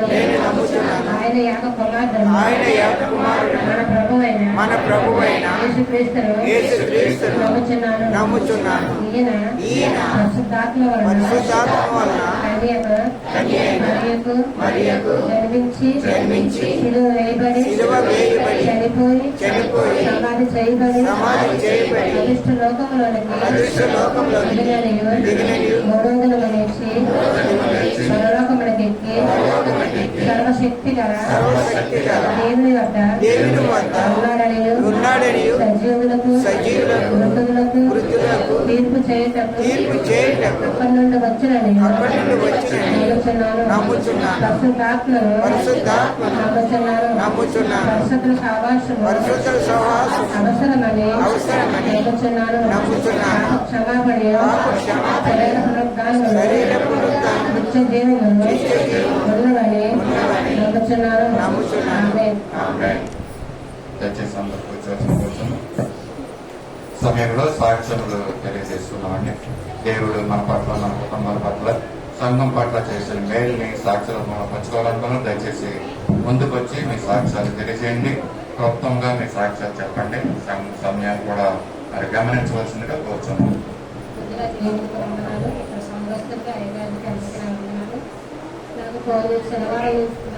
శుక్రవారం నైట్కి కడుపులోకి వచ్చిందండి. కడుపులోకి రాగానే ఊళ్ళో డాక్టర్ గారు వచ్చి వెంటనే తీసుకెళ్ళాను. నేను ట్యాబ్లెట్లో అంటే టాబ్లెట్ రాత్రి గ్యాస్ట్రిక్ పెయిన్ అమ్మ ఏమి కాదన్నది. ఆ తెల్లవారులు బాగా తగ్గిందండి. శుక్రవారం తెల్లవారులు బాగానే ఉంది, శనివారం మధ్యాహ్నం వరకు బాగానే ఉందండి. మధ్యాహ్నం చేసి నేను సాయి భోజనంకి వచ్చాను. కానీ ఇప్పుడు సాయి డ్యూటీకి వెళ్ళిపోతాడో డ్యూటీకి వెళ్ళకపోతే ఇంట్లో ఉండడం లేదు. కానీ నేను మధ్యాహ్నం భోజనం చేయమంటే నేను చేయడమ్మని సోఫాలో పడుతుండిపోయాను. అది నా అదృష్టం అని దేవుడు ఆ పెట్టిన ఉంచారు అక్కడ. నేను శనివారం మధ్యాహ్నం 1 గంటలకి భోజనం చేశానండి. సాయి పడుకుండిపోయాను. నేను భోజనం చేస్తాను 1 గంటల నుంచి ఇక నొప్పి స్టార్ట్ అవుతుంది. ఇంకేది ఎలా వస్తుంది నొప్పి అలా 1 గంటల నుంచి 2:30 వరకు తొట్టుకోనండి. బాబు కూడా లేపలేదు నేను. 2:30 నుంచి ఇంకా ఎక్కువైపోతుంది. అసలు తట్టుకోలేకపోతున్నాను. నాకు ఏడ్చాను కూర్చొని. సాయి ఎందుకో వెనుక వచ్చి లేచాడు. లేవమ్మంటే బాబు ఎక్కువ తట్టుకోలేకపోతున్నాను అంటే లేదమ్మా ఎంతలో లేచిపోయాడు. ఇంకా గుళ్ళు పని లేచిపోయాడు. అమ్మ నీకు ఎందుకు నేను ఉన్నానమ్మా నీకేమమ్మా ఇంకెంతనే ఇంకా తలుపులు కూడా ఎదుర్కొంటాను. నన్ను బండిలో తీసుకెళ్ళిపోయాడండి. సర్వాలు తీసుకెళ్తానంటే లేదు నువ్వు డాక్టర్ తీసుకెళ్ళమ్మా. ఆ డాక్టర్ గారు తీసుకెళ్ళారు. డాక్టర్ గారు వచ్చారు. డాక్టర్ గారు లేరు. ఆ డాక్టర్ గారు అన్నారు సరే నేను వస్తాను చాలా టైం పడుతుంది, నేను వర్షం పడుతుంది, నేను మధ్యలో ఉండిపోయాను. ఆ అమ్మాయికి 2 ట్యాబ్లెట్లు వేయండి మంచి షాపు తెచ్చాను అన్నారు. 2 ట్యాబ్లెట్లు తెచ్చారండి. ఆ 2 ట్యాబ్లెట్లు వేసుకోండి. వేసుకుని కడుపులోకి పెట్టిందండి. మరి అందులో ఇంకో ట్యాబ్లెట్ ఏదైందో తెలియదు. యూరిన్ ఆగట్లేదండి అస్సలు. ఆ డాక్టర్ గారు మేము 3 గంటలకు వెళ్ళాము, 4:30 వచ్చారు డాక్టర్ గారు. అప్పుడు మాక యూరిన్ ఆగలేదు. మరి ఆ ట్యాబ్లెట్లు ఏ టైంలో నాకు తెలియదండి. అసలు కడుపులోకి తెచ్చిపోయింది కానీ యూరిన్ తగ్గట్లేదు. ఇంకా అలా అక్కడ డాక్టర్ గారు వచ్చారు. నా కాలు తేలిపోతున్నాయి, ఏంటి ఎలాగైపోతుంది ట్యాబ్లెట్ వాళ్ళు ఏం ప్రాబ్లం అవుతుంది. మీరు ఒక డాక్టర్ గారు వచ్చారు. వచ్చి చూసి ఏంటైందమ్మా ఎలా కడుపులోకి వస్తుందంటే అది గ్యాస్ట్రిక్ పెయిన్ అమ్మా ఏం కాదు కానీ 2 ఇంజక్షన్లు వేశారండి. ఇంజక్షన్లు వేసారు కానీ 5 నిమిషాలు కూర్చోమంటే 5 నిమిషాలు కూర్చోమని మళ్ళీ సాయి అన్నాము నీకు ఎందుకు అమ్మ వెళ్ళిపోదామని మళ్ళీ తీసుకొచ్చారండి బండి మీద. సరే పెళ్ళాడి దగ్గరకు వచ్చాకండి నాకు మాట రావడం లేదు. కాలు తేలిపోతున్నాయి, నోరంతా బెడ కట్టేసి అసలు పిల్లలు కూడా మూసిపోతున్నాయండి. సాయి అమ్మా డ్రైవింగ్ చేస్తే ఎంత తెలుసుకుంటాను నాకు ఆశ అమ్మ అమ్మని తిరుగుతాను కానీ నేను సాయి అసలు మాట్లాడలేదని ఆ సిద్ధి కొట్టి ఇలా తిరుగుతాను. పక్కన బండి ఆపాడు అక్కడ ఆపేసి అక్కడ పక్కనే వాటర్ ప్యాకెట్ తీసుకొని మంచిగా పెట్టాడు. అయినా తగ్గలేదండి. మరి ఏంటైందో తెలియదు నాకు. అసలు 2 పట్టకుండా మాట ఆడడం లేదు. కాళ్ళు అన్ని 2 కాళ్ళు చేతులు కాళ్ళు తేలిపోతాయి. నాకు చాలా భయం వేసింది. ఏంటైందో తెలియదు. మళ్ళీ డాక్టర్ గారు ఫోన్ చేసి ఇలా అయింది మా అమ్మగారు మళ్ళీ అంటనే తీసుకొచ్చి మళ్ళీ అంటనే తీసుకెళ్ళిపోయాడండి. మళ్ళీ తీసుకెళ్ళి ఆ డాక్టర్ గారు మళ్ళీ దోశ మీద వేసారట. నాకు ఆసనా ఉంటానండి ఉండడం వల్ల ఎక్కువ వేసిన వల్ల నేను తట్టుకోలేకపోయాను. కానీ నన్ను ఎంతగానో దేవుడు కాపాడాడండి. మళ్ళీ తిరిగిన తర్వాత మళ్ళీ అక్కడ మళ్ళీ ఏదో ఇంజక్షన్ వేస్తారు. మళ్ళీ ట్యాబ్లెట్ అక్కడే ఇస్తారు. మళ్ళీ ఒక అరగంట గంట అక్కడ పడుకోబెట్టాను నన్ను.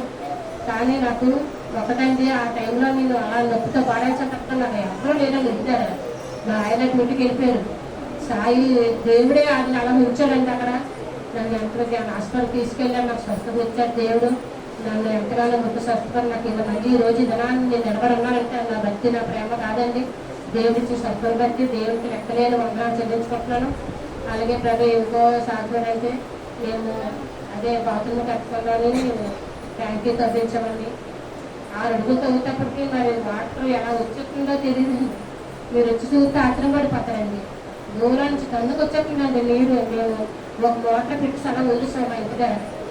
ఏది ఇలాగా నూతులు తవ్వుకుంటే అంత నీరు వరకు ఎలా వచ్చేస్తుందో ఏదో వర్షాలప్పుడు మేము ఎవరితామంటే మమ్మల్ని ఎంత జగాల్సినారండి. మాకు ఇలా నా ఊరుతుంది మాకు తెలీదు.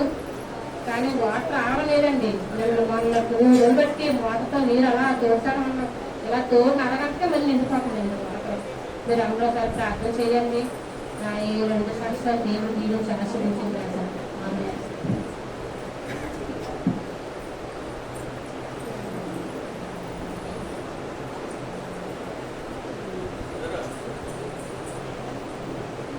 దేవుని నామాన్ని పొందనాలండి.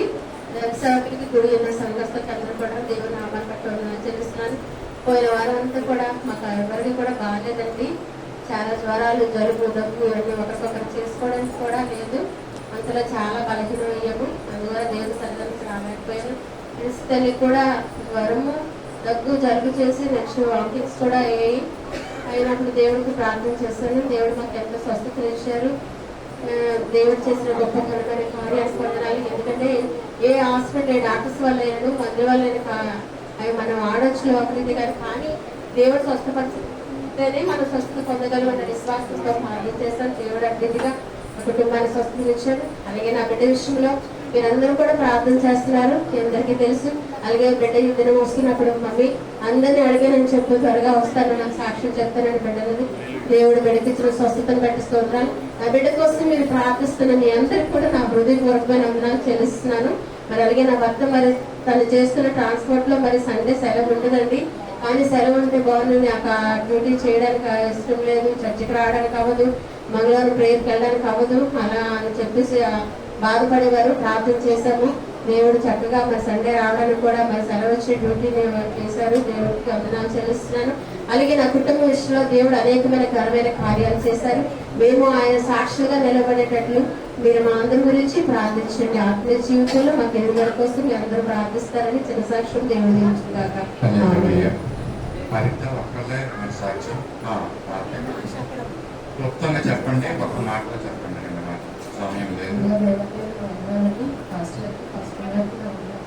సంఘస్థులందరికీ నా వందనాలండి. ఈ సాక్షిని రెండు వారికి చెప్పాల్సింది, కానీ టైం అయిపోవడం వల్ల చెప్పలేకపోయాను. మా అబ్బాయికి కిందలోని 8 నెలలోని జ్వరంతో ఫిక్స్ వచ్చిందండి. చిన్నబాబుకి వచ్చినప్పుడు అక్కడే ఉన్నాము, అత్తాంట్లో ఉన్నాము మేము. ఈ సాక్షి అక్కడ కూడా చెప్పాను నేను, కానీ సంగీతం చెప్పాలి నాకు ఆశ. ఎందుకో నాకు వచ్చినట్టు సాక్ష్యం చెప్పి ఇక్కడ కూడా చెప్పుకొని అంటున్నారు. నాకు ఎవరో ఎంత నుంచి చూస్తున్నట్టు అనిపిస్తుంది. నేను భగవాన్ కూడా చెప్పడానికి ఇంటికి వెళ్ళి బాధపడతాను. తండ్రి నేను చెప్పడానికి నేను వచ్చే వరకు ఇంటికి చెప్తాను తండ్రి అని అనుకున్నాను. నాకు ఎందుకు వెనకాల నుంచి చిన్నక్కడి నుంచి ఎవరితో వస్తున్నారు, మీ సాక్ష్యాలు ఎవరు లేదు కదా, ఎందుకు చెప్పు అని అంటున్నారు. ఫిక్స్తో జ్వరం వచ్చిందండి. జ్వరం వచ్చినప్పుడు మా వదినాలు అందరూ ఉన్నారు ఇంటి దగ్గరే. అది ఎప్పుడు డ్యూటీకి వెళ్ళిపోతారు అందరూ కూడా, ఎవరు వదిలి ఇంటి దగ్గర మా అక్క నేనే ఉంటాము. నేను సచివాలయంకి వెళ్ళాను. వెళ్ళేసరికి నీకు ఫుల్ జ్వరం ఉంది, నీ సిరప్ వేసి అన్నీ వేసి నేను హాస్పిటల్ అదే సచివాలయంకి వెళ్ళానండి. అక్కడ ఒక బెడకు పెట్టాను. అప్పుడు మా వదిన ఎందుకు డ్యూటీకి వెళ్ళలేదు, ఇంటికి వచ్చింది. మా చిన్నక్క కాళ్ళు కూడా డ్యూటీకి వెళ్ళిపోతుంది, వెళ్ళిపోయి మధ్యాహ్నం ఇంటికి వచ్చి భోజనానికి ఎప్పుడు రాదు. అలాంటిది దేవుడే నా బిడ్డ కోసం తీసుకొచ్చాడని అందరినీ. నేను షాప్కి వెళ్ళాను, సచివాలయం నుంచి వచ్చి షాప్కి వెళ్ళాను. వెళ్ళిన తర్వాత మా వదిన ఉయ్యాల లోపలికి వదినా అంటే ఉయ్యాల పడుకోబెట్టి ఊరుతుంది. ఫిట్స్ అప్పటికప్పుడే వచ్చిందంట. వచ్చిన వెంటనే నేను షాప్కి వెళ్ళి వచ్చేసరికి బయట తీసుకొని వస్తాను మా వదినాలు. అవి వెంటనే అక్కడ బాడీ హాస్పిటల్ ఉంటే ఆ హాస్పిటల్ తీసుకొని వెళ్ళిపోయాము. వాళ్ళేమో ఫిట్స్తో వచ్చి జ్వరంతో వచ్చి ఫిట్స్ అనమ్మా ఏం కాదు, నువ్వు భయపడాల్సిన పని లేదు, అదేం కాదమ్మా అని అన్నారు. ఐసీలో 2 రోజులు ఉంచారు. దేవాదేవుడు ఎంతగానో నా బిడ్డకు స్వస్థపరిచాడండి. అది ఇంటికి తీసుకొచ్చా కూడా 3 రోజుల నుంచి హాస్పిటల్లో ఇంటికి తీసుకొచ్చా కూడా చాలా నీరసంగా ఉండేవాడు. దేవుడు నా పెద్ద బిడ్డ ద్వారా చిన్న బిడ్డతో మాట్లాడాడండి. లాజరు బయటికి రా అన్నప్పుడు నా బిడ్డ గమలు లేచి వచ్చాడండి. లాజరు లేచి బయటికి రా అన్నాడు. నా పెద్ద బిడ్డ నా చిన్న బిడ్డని దేవుడు నా పెద్ద బిడ్డ ద్వారా చిన్న బిడ్డతో మాట్లాడాడేమో. వెంటనే లేచి అంత నీరసంగా ఉన్నప్పుడు కూడా పాలు తాగినాడు. లేచి అప్పుడు దాకా వెళ్ళలేదండి. లేచి లాజరు బయటికి రాగానే లేచి పొంగలిగా వచ్చి కూర్చొని నవ్వుకొని ఆడుకున్నారు ఇద్దరు. దేవుడికి అందరికి వండలేదండి.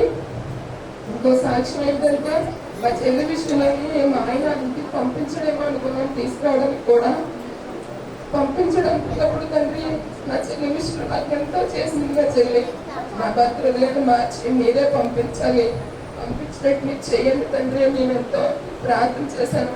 అని కూడా ఏడ్చుకొని ప్రార్థన చేస్తున్నాను ఎక్కడ అన్నట్టుకొని మీ ఆయన మనసు మార్చుతాడు, ఎక్కడ దేవుడిని పంపిస్తాడు, మీ అత్తగారు మనసు మార్చి నా దగ్గర పంపిస్తారు అన్నారు. అందుకైతే పంపించిన అన్నాడండి మా ఆయన ఫస్ట్. దేవాదేవుడు నిజంగా నేను రుణపడే ఉంటానండి. ఎన్ని సాక్షాలు చెప్పుకున్న దేవుడు రుణం తీర్చుకోలేదు. మంచి మేలు దేవుడు మీకు కుటుంబం పట్ల చేస్తున్నాడు. మా అమ్మ అడగండి పంపిస్తాను అత్తే అని చెప్పాడు దేవుడు.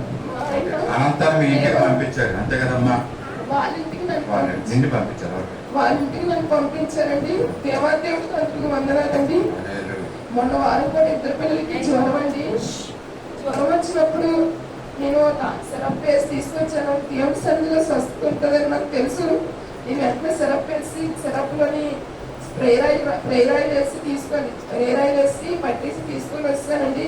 అప్పుడు దాకా చాలా నీరసంగా ఉన్నారండి. 2 పిల్లలు చర్చిలోకి తీసుకొచ్చాక చక్కగా ఆడుకొని ఇద్దరికి అసలు జ్వరం ఇంటికి లేదండి. దేవాదేవుడికి వందనాలండి. చక్కని సాక్ష్యం తెలియజేశారు హరిత. దీన్ని బట్టి ప్రభు నామానికి మహిమ కలుగును గాక. మరి భారతి చిన్న మాట 1-2 మాటలు మాత్రమే సాక్ష్యం తెలియజేయండి, సమయం లేదు. ప్రాముఖ్యమైన మాట చెప్పండి. దేవుని నామానికి వందనాలండి. అందరికీ వందనాలు. నేనైతే పోయిన సంవత్సరంలోనే ఇల్లు ఖాళీ చేయాలి, మాకు ఇల్లు సరిపోవట్లేదు అని అనుకున్నప్పుడు మరి నేను అనుకున్నాను కానివ్వండి, మరి కొన్ని కారణాల వల్ల కుదరలేదు. ఎంత అనుకున్నా కుదరలేదు.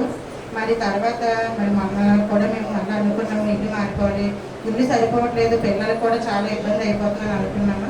అనుకునేటప్పుడు దేవుడు మరి ఇల్లు చూశానండి. దగ్గర రాంపురంలోని చాలా ఇల్లు చూసాము. ఇద్దరమే వెళ్ళాము, మా ఆయన నేను ఇద్దరమే వెళ్ళి ఎన్ని ఇల్లు చూసాము. కానీ ఏ ఇల్లు కూడా మరి నేను దేవుని అనుకుంటే ఇవ్వమనేసి అని వరింది.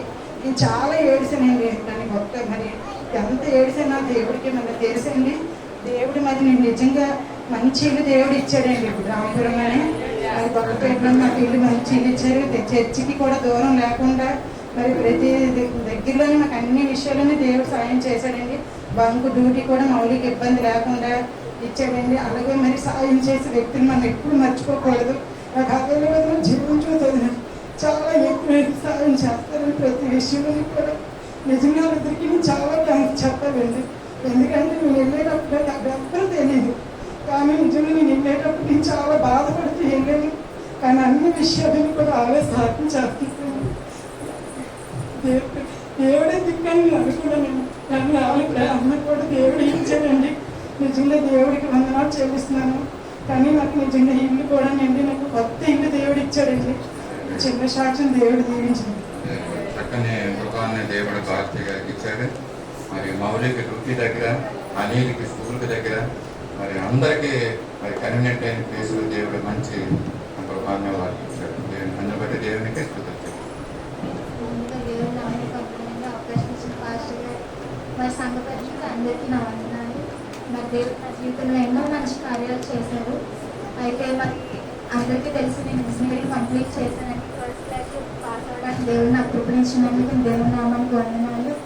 అలాగే పోయిన నెల నా వివాహం జరిగిన వివాహం కోసం మీరు అందరూ ప్రార్థించారు. కాబట్టి మీ అందరికీ నా ప్రత్యేకమైన వందనాలండి. మరి అన్ని విషయాల్లో దేవుడు మాకు తోడని నడిపించారు. అలాగే నేను ఇప్పుడు MBA చదవడానికి కట్టాను. నా ఆఫీస్కి వెళ్తున్నాను, వస్తున్నాను, హాబీ కూడా చూసుకుంటున్నాను, ఇంట్లో పనులు కూడా చూసుకుంటున్నాను. మరి నా కోసం, నా భర్త కోసం, మరి నా తల్లి కుటుంబం కోసం అందరి గురించి ప్రార్థన చేయండి. ఇంకా దేవుడు మమ్మల్ని దీవించలాగా సహాయం చేయండి.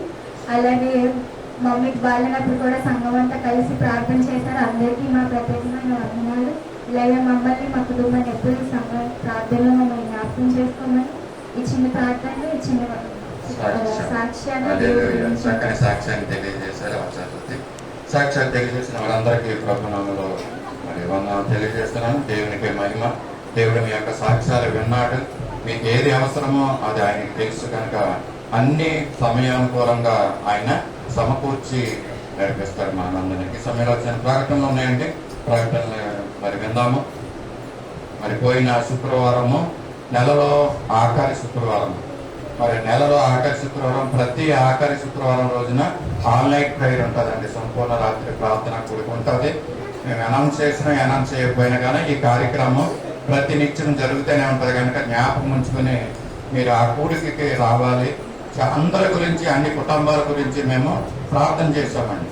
అంతేకాకుండా ప్రపంచ దేశాలన్నిటి కోసం, ప్రాముఖ్యంగా భారతదేశం, నార్త్ ఇండియా కోసము మరి అనేక విధాలుగా అక్కడ ఇబ్బందులకరమైన పరిస్థితులు ఉంటున్నాయి. దేవుని పరిచయం చేయడానికి వారి నిమిత్తం ప్రార్థన చేస్తాం.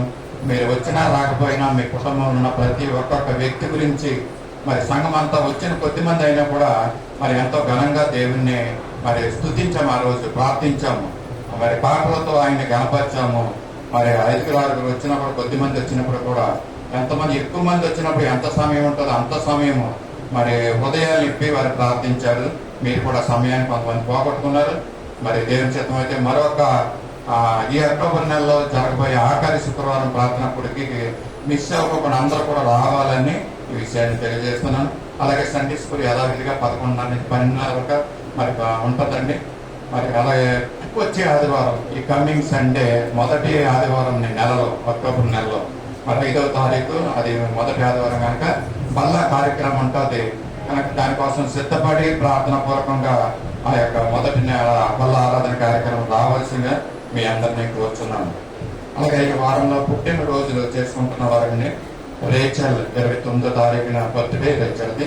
అలాగే పి సత్యబాబు గారు 2వ తారీఖున బర్త్డే అయింది. కరెక్టేనమ్మా భారతి సత్యబాబు ఆయన మిస్ అవుతున్నారు. మరి హరిత 2వ తారీఖున బర్త్డే ఉంది. అలాగే నరేంద్ర మరి పెద్ద చేయవాళ్ళ మా చిన్న మనవాడు మరి 3వ తారీఖున బర్త్డే. నరేంద్ర పాటలు పడుతున్నా బర్త్డే ఉందా ఇది? Okay good. రేచల్ తీరుస్తుంది. ఓకే చెప్తుంది. వికాస్ పాత్ర గారు 30వ తారీఖున బర్త్డే అండి. వీరందరి నిమిత్తము ప్రార్థన చేద్దాం. వచ్చిన వారు రేచల్ ముందుకు రావాల్సిన కోరుతున్నాను. మీ నిమిత్తం ప్రార్థన చేస్తాను. అలాగే నరేంద్ర ముందుకు రండి ఫార్వర్డ్. మరి మిగతా హరిత మరి ముందుకు రావాల్సిన కోరుతున్నాను. మీ నిమిత్తం ప్రార్థన చేస్తాను.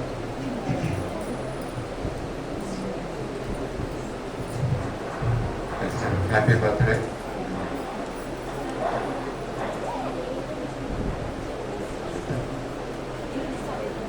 హ్యాపీ బర్త్డే అమ్మా. నరేంద్ర పైన నుంచోండి. ప్రార్థన చేస్తాను. మహాపరిస్థితులున్న సర్వశక్తి కృపానిధి కరుణ సంపన్న కృపదేవ ఈ పరిస్థితి గోదావరి వందనాలు స్తోత్రాలు చెల్లించుకుని ఇంతవరకు కార్యక్రమం నీ మహిమలుగా జరిపించుకున్నాను. మీకు స్తోత్రాలయ్యా. ఈ సమయంలో ఈ వారంలో బర్త్డేస్ చేసుకుంటున్న బిడ్డ నిమిత్తమే ప్రార్థిస్తున్నాను. రేచల్ ఎవరి బిడ్డ మా తండ్రి ఇచ్చినటువంటి నూతనమైనటువంటి దయాకిరీటాన్ని బట్టి నీకు స్తోత్రాలయ్యా. దినమంతా కూడా నీ సంతోషంతో నింపుమని కూడా వచ్చున్నాను. రాబోయే దినాల్లో కూడా ప్రభావ పెట్టి చేసి ఆశీర్వాదకరంగా చేయండి. ఇచ్చిన నూతనమైనటువంటి దయాకిరీటాన్ని బట్టి నీ స్తోత్రాలు అన్నాను చెల్లించుకుంటున్నాను. వారి యొక్క ఉద్యోగ జీవితంలో మన వైవాహిక జీవితంలో చంటి పెట్టిన కుటుంబ జీవితంలో మా ప్రభావ మీ యొక్క ఆశీర్వాదంగా నెమ్మది సమాధానం పెట్టి జీవితం అనుగ్రహించండి. మీ సన్నిధిని ఇంకా అనుముఖ్యంగా ప్రాముఖ్యంగా మీరు వాడుకోమని కూడా అడుగుతున్నాం తండ్రి. మీ స్తోత్రాలు వందనాలు చెల్లించుకుంటున్నాం. అలాగే సత్యబాబు గారిని జ్ఞాపకం చేసుకుంటున్నాం. 2వ తారీఖున ప్రభావ ఆయన యొక్క జన్మదినము తండ్రి ఆయన యొక్క జీవితాన్ని ఆశీర్వాదంగా చేయమని కూడా ఇచ్చిన నూతన దయాకిరీటం బట్టి నీకు స్తోత్రాలు చెల్లించుకుంటున్నాం. మీకు వందనాలు. ఆయన యొక్క చేతి పనిని మీరు ఆశీర్వాదకరంగా చేయమని కూడా అడుగుతున్నాం. హరితని జ్ఞాపకం చేసుకుని మా ప్రభావ బిడ్డ యొక్క అవసరతలు ఏంటో మీకు తెలిసిన మా తండ్రి ఇంతవరకు మరి ఆమె యొక్క జీవితంలో చేసిన అనేకమైనటువంటి ఆశ్చర్యకరమైన మేలుని బట్టి నీకు స్తోత్రాలు. అనారోగ్య పరిస్థితుల్లో ఉంటున్నప్పుడు ఆమెకు ఇచ్చిన స్వస్థతను బట్టి నీకు స్తోత్రాలు. బిడ్డ జీవితాలను చేస్తున్న మేలు సాక్ష్యంలో మేము విన్నాము ప్రభావ. వారిని కూడా మీ కాపుదలా ఉంచమని కూడా మరి దాన్ని ప్రత్యేకంగా మీరు దర్శించండి. జ్ఞానం ఇచ్చి నడిపించండి మా ప్రభావ. కుటుంబాన్ని ఏ విధంగా నడిపారో తన తల్లి కుటుంబంలో కూడా మీరు సహాయకారిగా ఉంచుతున్నందుకు మీకు స్తోత్రాలు వందనాలు చెల్లించుకుంటున్నదండి. రానున్న దినాల్లో బిడ్డ జీవితాన్ని ఆశీర్వాదకరంగా ఉంచండి. నెమ్మది సమాధానం అనుగ్రహించండి. మీ పనులకు జ్ఞానం ఇచ్చి నడిపించమని కోరుతున్నాం. అలాగే చంపబెట్ట నరేంద్రాన్ని బట్టి నీ పాదశానికి వస్తున్నాం. బిడ్డ నీకు ప్రభావ చిన్న బాల్యదినంలో నువ్వు తోడండి. బిడ్డకి ఇచ్చిన జ్ఞానం బట్టి నీకు స్తోత్రాలు. తెలివిని అనుగ్రహించిన బిడ్డని బాల్య దినాల నుంచి కూడా ప్రభావ నిన్ను స్తుతించి నీ సృష్టికర్తను స్మరణ తెచ్చుకోవాలని సెలవిచ్చారు మా ప్రభావ. ఆ బిడ్డ బాల్య దినాల నుంచి ఇదిగో యేసు ప్రభు రక్షకుడు అనే బిడ్డ ఎరుగుట్లో సహాయం చేయండి. నిన్ను స్తుతించి నిన్ను మయంపరచట్లో ఆయన నోటి నిండా నీ మాటలు ఉంచమని కూడా అడుగుతున్నాం. మీకు స్తోత్రాలు. బిడ్డకి ఇచ్చిన ఈ నూతన దయాకిరీటం బట్టి నీకు స్తోత్రాలు చెల్లించుకుంటున్నాం. రానున్న దినాల్లో చదువుతున్న చదువులో మీరు సహాయం చేయండి. మంచి భవిష్యత్తును బిడ్డకు అనుగ్రహించమని కూడా అడుగుతున్నాం. వికాస్ పాత్ర గారు మేము జ్ఞాపకం చేసుకుని ప్రభావ మీకు స్తోత్రాలు. బిడ్డకి 30 తారీఖున ఇస్తున్నటువంటి నూతనమైనటువంటి దయాకిరీటాన్ని బట్టి మీకు స్తోత్రాలు ఏమన్నా చెల్లించుకుంటున్నాం. బిడ్డ చేస్తున్న పనిలో మీరు తోడండి. మీ రక్షణ కవచాన్ని బిడ్డ చుట్టూ ఉంచండి. ఈ కాపుదల్లో బిడ్డను ఉంచమని కూడా అడుగుతున్నాం. జీవితాన్ని మీరు ఆశీర్వాదంగా చేయండి. కుటుంబ జీవితాన్ని మీరు ఆశీర్వాదంగా చేసి నెమ్మది సమాధానం సంతోషం ఆనందము బిడ్డ జీవితంలో మీరు అనుగ్రహించమని కూడా అడుగుతున్నాం. ప్రసారి ఎంతవరకు సాక్ష్యాలు తెలియజేసిన వారిని బట్టి నీకు స్తోత్రాలు ఏమన్నా చెల్లించుకుంటున్నాం. ఈ బిడ్డ జీవితాన్ని ఆశీర్వాదంగా చేస్తారని నమ్ముతూ ఈ పొద్దునప్పుడు మా కొరకై తిరిగి రానున్న నజరేయుడైన యేసయ్య పరిశుద్ధ నామములో అడిగి వేడుకొంటున్నాం తండ్రి. ఆమేన్. ఆమేన్. థ్యాంక్ యూ అమ్మా. Praise the lord. సమయంలో నూతనంగా మన మధ్యకి జోసఫ్ వచ్చి ఉన్నాడండి. మరి ఆ బిడ్డకి ఇప్పుడు ముందుకు వచ్చినట్లయితే నిమిత్తం కూడా ప్రత్యేకంగా నేను ప్రార్థిస్తాను. దయచేసి లేచి నిలబడి ముందుకు రావాల్సిందిగా కోరుతున్నాను. ఈయన పేరు జోసఫ్. వివాహం చేసుకున్నాడు. మరి ఒక పనిని, ప్రైవేట్ పనిని కూడా చేస్తున్నాడు ఈ అబ్బాయి. మరి చక్కగా దేవుని యొక్క సన్నిధిలో వాడబడుతున్నాడు. వాయిద్యాలు వాయిస్తూ దేవుని యొక్క వాక్యాన్ని తెలిసినటువంటి యవనస్తుడు. ఇక్కడ జీవితం ఆశీర్వాదం ఉన్నాక మీ ప్రార్థనలో కూడా జ్ఞాపకం చేసుకోండి. బిడ్డ మరి వరి ఎక్కువగా ఆయన సన్నిధిలో వాడబడేలాగా ఆయనకు మంచి ఆలోచన ఇచ్చి మరి మంచి నడిపింపు ఆయనకు అనిపించిన ప్రార్థన చేద్దాం. మరి ఫస్ట్ టైం వచ్చారు కాబట్టి చిన్న ఒక మానవ నిమిత్తం ప్రార్థన చేద్దాం. మహాపరిస్థితులు సర్వశక్తి కృపానిధి కరుణ సంపన్నుల నీ పరిస్థితి వాదాలు అన్నారు. జోసఫ్ యవనస్తుడైన బిడ్డ ఇది ప్రభావం నువ్వు ఆకర్షించుకున్నావు. నీ చిత్త ప్రకారంగా నీ సన్నిధిలోకి నువ్వు నడిపించావయ్యా. బిడ్డకి ఇచ్చినటువంటి మంచి తలాంతులను బట్టి నీకు శ్వాసరాలు. నీ పరిచర్యలో మరి ఎక్కడున్నప్పటికీ కూడా నీకు సాక్షిగా నిలబెట్టుకుని ఆ బిడ్డని నీ యొక్క చిత్త ప్రకారంగా మీరు నడిపించుకోమని కూడా అడుగుతున్నాం. నీ జ్ఞానం ఇచ్చి నడిపించండి. మా మధ్యకి మీరు తోడుకుని వచ్చి మాతో సంతోషించే భాగ్యాన్ని ఆయనకి మాకు మీరు అనుగ్రహించినందుకు మీరు స్తోత్రాలు. బిడ్డ జీవితాన్ని ప్రభా మంచి జ్ఞానంతో బిడ్డ పట్టుకుని తన ఇంటిని పట్టుకుని నడిపించుకున్నట్లు సహాయం చేయమని కూడా బిడ్డ నీ చేతులు సమర్పించుకుంది. ఎక్కువ తెలుపులు మాకాకే తిరగరానున్నా నసరేడని వేసే పరిశుద్ధ నామంలో అడిగి వేడుకొంచున్నాం తండ్రి. ఆమేన్. Thank you.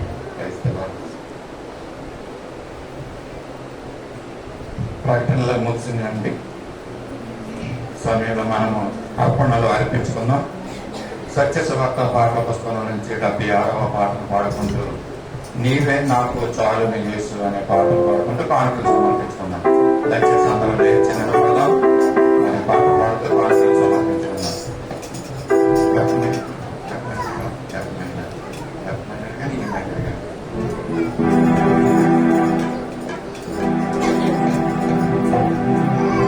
అందరూ లేచిన కానుకలు సమర్పించుకున్నాం. మరి వచ్చిన వారందరూ కూడా నాతో కలిసి పాట నీవే నాకు చాలుని యేసు, నీవే నాకు చాలుని యేసు అనే పాట అందరం కలిసి పాడుతూ కానుకల్ని సమర్పించుకున్నాం. నీవే నాకు చాలుని యేసు, నీవే నాకు చాలుని యేసు, నీవే నాకు చాలుని యేసు, నీవే నాకు చాలుని యేసు, నీవే నాకు చాలుని యేసు, నీవే నాకు చాలుని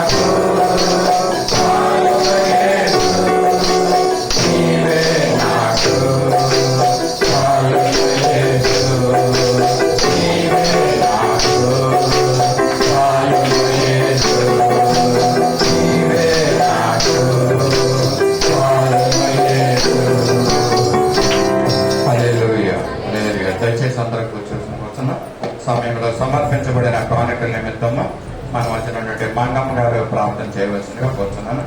సాక్షానికి మిగతా వారికి సమయం ఇవ్వలేదండి, దయచేసి క్షమించండి. వచ్చే వారం మీకు తప్పకుండా ఆ సమయాన్ని ఇస్తాం. అది సమయంలో సమర్పించబడిన కానుకల నిమిత్తం ప్రార్థన చేసుకుందాం. మన మధ్య ఉన్నటువంటి మంగమ్మ గారు కానుకల నిమిత్తం ప్రార్థన చేస్తారు. కళ్ళు స్తోత్రము స్తోత్రము స్తోత్రము దేవానికి వందనాలు తండ్రి, నీకు వందనాలు ప్రభు, నీకు వందనాలు స్తోత్రం నాయన. యేసయ్య నీకు వందనాలు స్తుతులు స్తోత్రము నాయన. ఈ సమయాన్ని తరుణాన్ని మాకు మా బ్రతుకులకు ఇచ్చినందుకు నీకు స్తోత్రాలు నాయన. అయ్యా నా తండ్రి నీకు ఇట్లేని భాగ్యం మాకు ఇచ్చావు తండ్రి, నీకు స్తోత్రాలు నాయన. ఈ దినాన్ని ఎలా జీవిస్తున్నామంటే కేవలం నీ ఉచితమైన కృప వలనే తండ్రి, నీకు స్తోత్రాలు చెల్లిస్తున్నాను. ఈ దినాన్ని చూడలేని వారు ఎంతో మంది ఉన్నారు ప్రభా. ఆ సంఖ్యలో కాకుండా నాయన మమ్మల్ని ప్రత్యేకపరిచిన నీ స్వాదంలో మమ్మల్ని ఉంచినందుకు నీకు వేలాది వందనాలు కోట్లాది కృతజ్ఞతాస్తుతులు చెల్లిస్తున్నాను. ఇదిగో తండ్రి ప్రభా, మా సంఘాన్ని మా సంఘ కాపర్లు దీవించి ఆశీర్వదించినందుకు నీకు వందనాలు ప్రభా. ఇదిగో నా తండ్రి నేను కానుక నిమిత్తము ఆయన నీ పాద సన్నిధికి వస్తున్నాం ప్రభా. అయ్యా నా తండ్రి ప్రతి బిడ్డని కూడా దీవించి ఆశీర్వదించిన, ప్రతి హస్తాన్ని కూడా దీవించి ఆశీర్వదించండి ఆయన.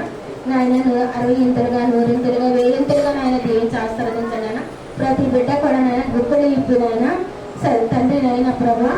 నా తండ్రి మేము సంపాదించుకున్న ప్రతి రూపాయలు కూడా నాయన 10వ భాగం నాయన నీకు ఇవ్వడానికి సహాయం చేయండి నాయన. ప్రతి బిడ్డని కూడా దీవించండి, ప్రతి ఆస్థాన్ని దీవించి ఆస్వాదించండి. ప్రతి కుటుంబాన్ని కూడా దర్శించండి ప్రభా. నా తండ్రి ప్రతి ఇరికి ఇబ్బందుల నుంచి ఆ బిడ్డలు విడిపించండి నాయన. నా తండ్రి నీకు సన్నిధికి నాయన మేము ఎది తిరగకుండా నా తండ్రి నాయన, నా తండ్రి మేము ఏ విధంగా మేము దాచుకోకుండా నాయన నీకు ఇవ్వడానికి సహాయం చేయమని అడుగుతూ నజరేయుడైన యేసయ్య పరిశుద్ధ నామములో ఈ చిన్న ప్రార్థన స్తుతించి ప్రార్థించి సమర్పించుకుంటున్నాం పరమ తండ్రి. ఈ వారంలో మొట్టమొదటిగా ఈ యొక్క చర్చికి వచ్చిన వారు ఎవరైనా ఉంటే వారు దయచేసి లేచి నిలబడవలసిందిగా కోరుతున్నాను.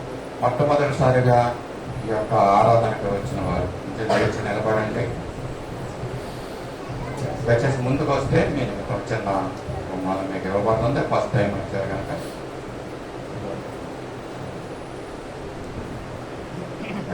Thank you very much. అమ్మా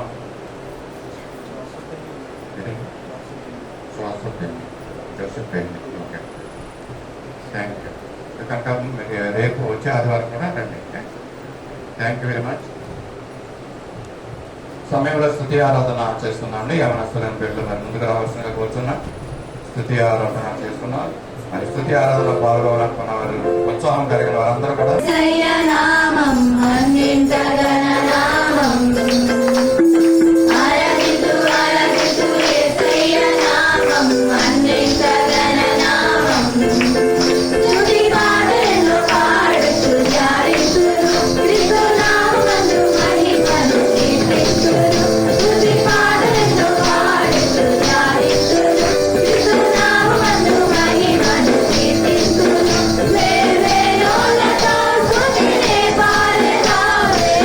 Lord.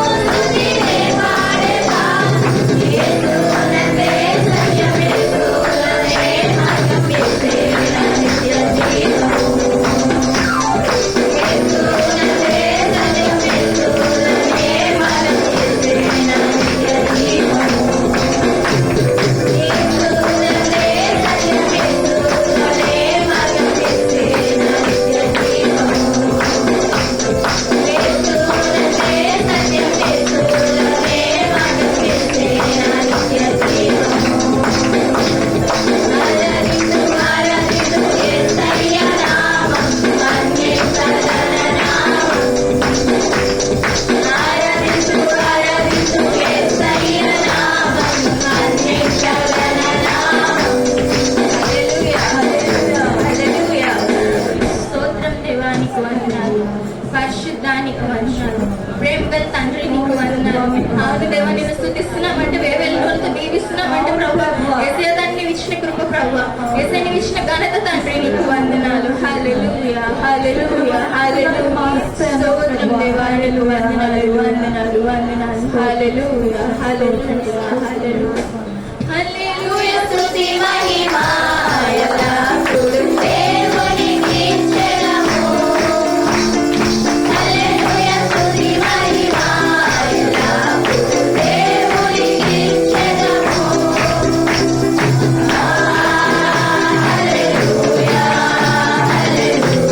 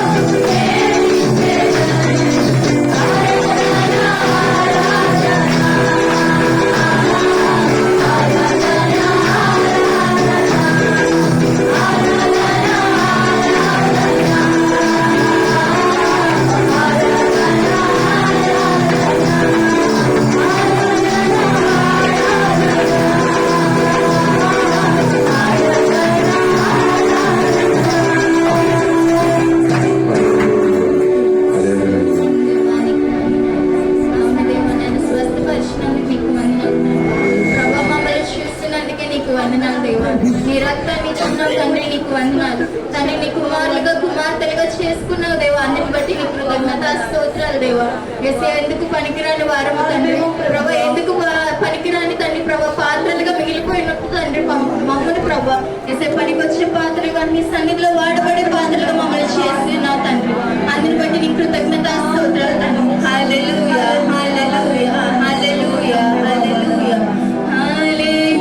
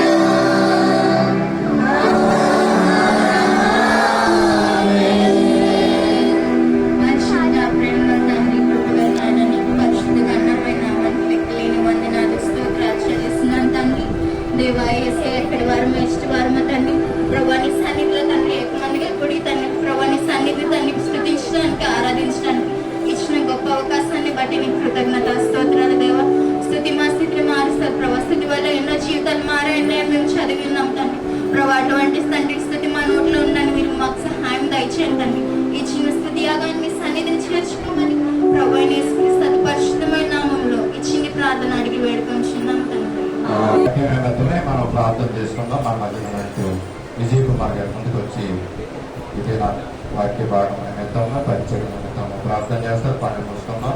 దేవుడు తన పరిశుద్ధాత్మను విడుదల చేసి దేవుడు తానే మనతో మాట్లాడేలా మనం ప్రార్థన చేస్తాం.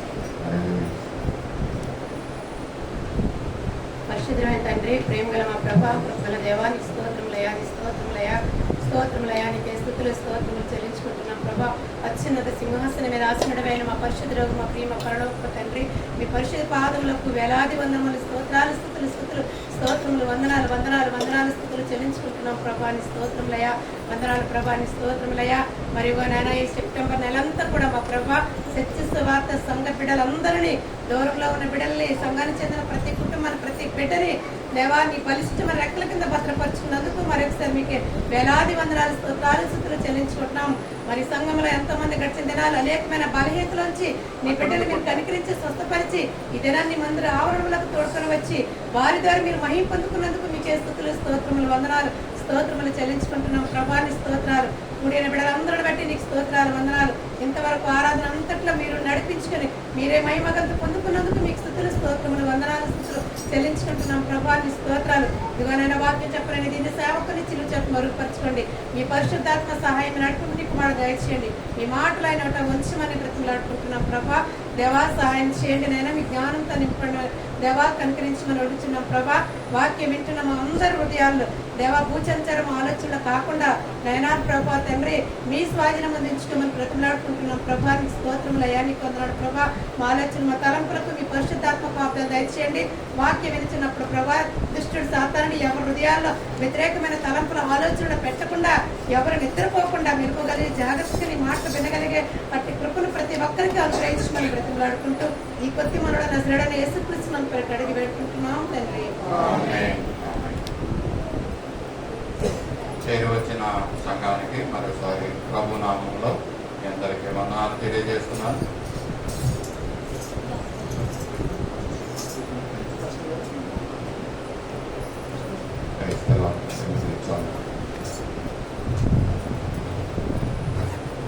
గత కొన్ని వారాలుగా మనము ఆత్మఫలాల గురించి మనం ధ్యానం చేస్తూ ఉంటున్నాం. ఆత్మఫలాలు మనందరికీ తెలుసు. ప్రేమ, సంతోషము, సమాధానము, దీర్ఘశాంతము, దయాళత్వము, మంచితనము, విశ్వాసము, సాత్వికము, ఆశా నిగ్రహము చెప్పాను. ఒక ఫలములో ఏ విధంగా అయితే తొనలు ఉంటాయో ఆ విధంగా ఈ యొక్క ఆత్మ ఫలంలో ఈ యొక్క తొనలు మరి ఉన్నాయని 9 తొనలు మనం ఉన్నాయి. మరి వాటిని కూడా మనం ధ్యానం చేసుకుంటున్నాం. దాంట్లో ప్రేమ గురించి మీకు చెప్పలేదు, ఎందుకంటే ప్రేమ గురించి అందరికీ తెలుసు. సంతోషము, సమాధానం గురించి చాలా చక్కగా క్లుప్తమైన మాటలు మేము తెలియజేయడం జరిగిందండి. అలాగే దీర్ఘశాంతం గురించి కూడా చెప్పాను. సంతోషం అంటే మనం సంతోషపడడం కాదు, దేవుణ్ణి సంతోషపెట్టాలనే మాట తెలియజేశాను. అలాగే సమాధానం అంటే మనము సమాధానం ఉండడం కాదు.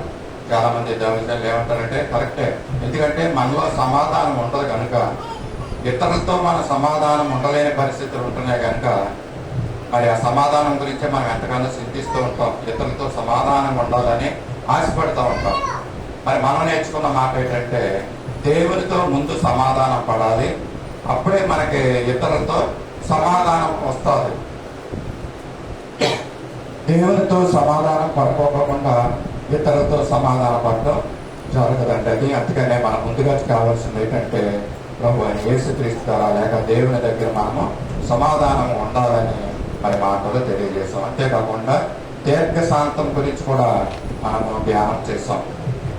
మనకున్నటువంటి అనేకమైన పరిస్థితులను బట్టి కొన్నిసార్లు మనము శాంతం వహించడం కోల్పోతూ ఉంటాం. అంటే ఇది సాధారణంగా జరిగే విషయమే. మన తోటి వారితోటి, మన కుటుంబాల్లో మనం చేస్తున్న పని వారితోటి కొన్నిసార్లు దీర్ఘశాంతం వహించమండి. ఆ దీర్ఘశాంతం మనం కోల్పోతూ ఉంటాం. సహనం మనకు ఉండదు కనుక ఇక్కడ ఏమన్నారంటే దీర్ఘశాంతం వహించండి అని దేవుడు మనకి తెలియజేశాడు. అందుకని ఈ ఆత్మ పదాల్లో ఈ మాటలు ప్రాముఖ్యమైన మాటల్ని పొందుపరిచి ఉంచుకున్నాం చూసాం. మరి మరొక మాట చూద్దాం, మంచితనము. అంటే మంచితనము అందరికీ అవసరమే, కానీ నేను గ్రహించేది ఏంటంటే చాలా మందిలో మంచితనము కనపడదండి. ఎందుకో తెలియదు. చాలా కఠినమైనటువంటి పరిస్థితుల్లో కఠోరంగా మరి ఉంటూ ఉంటారు. మరి నేను అనుకుంటాను ఇది సాతాను యొక్క లక్షణం, కఠినత్వం అన్నది. దేవుడు ఏం చెప్తాడు, దయగలవాడిగా మీరు ఉండండి అంటాడు.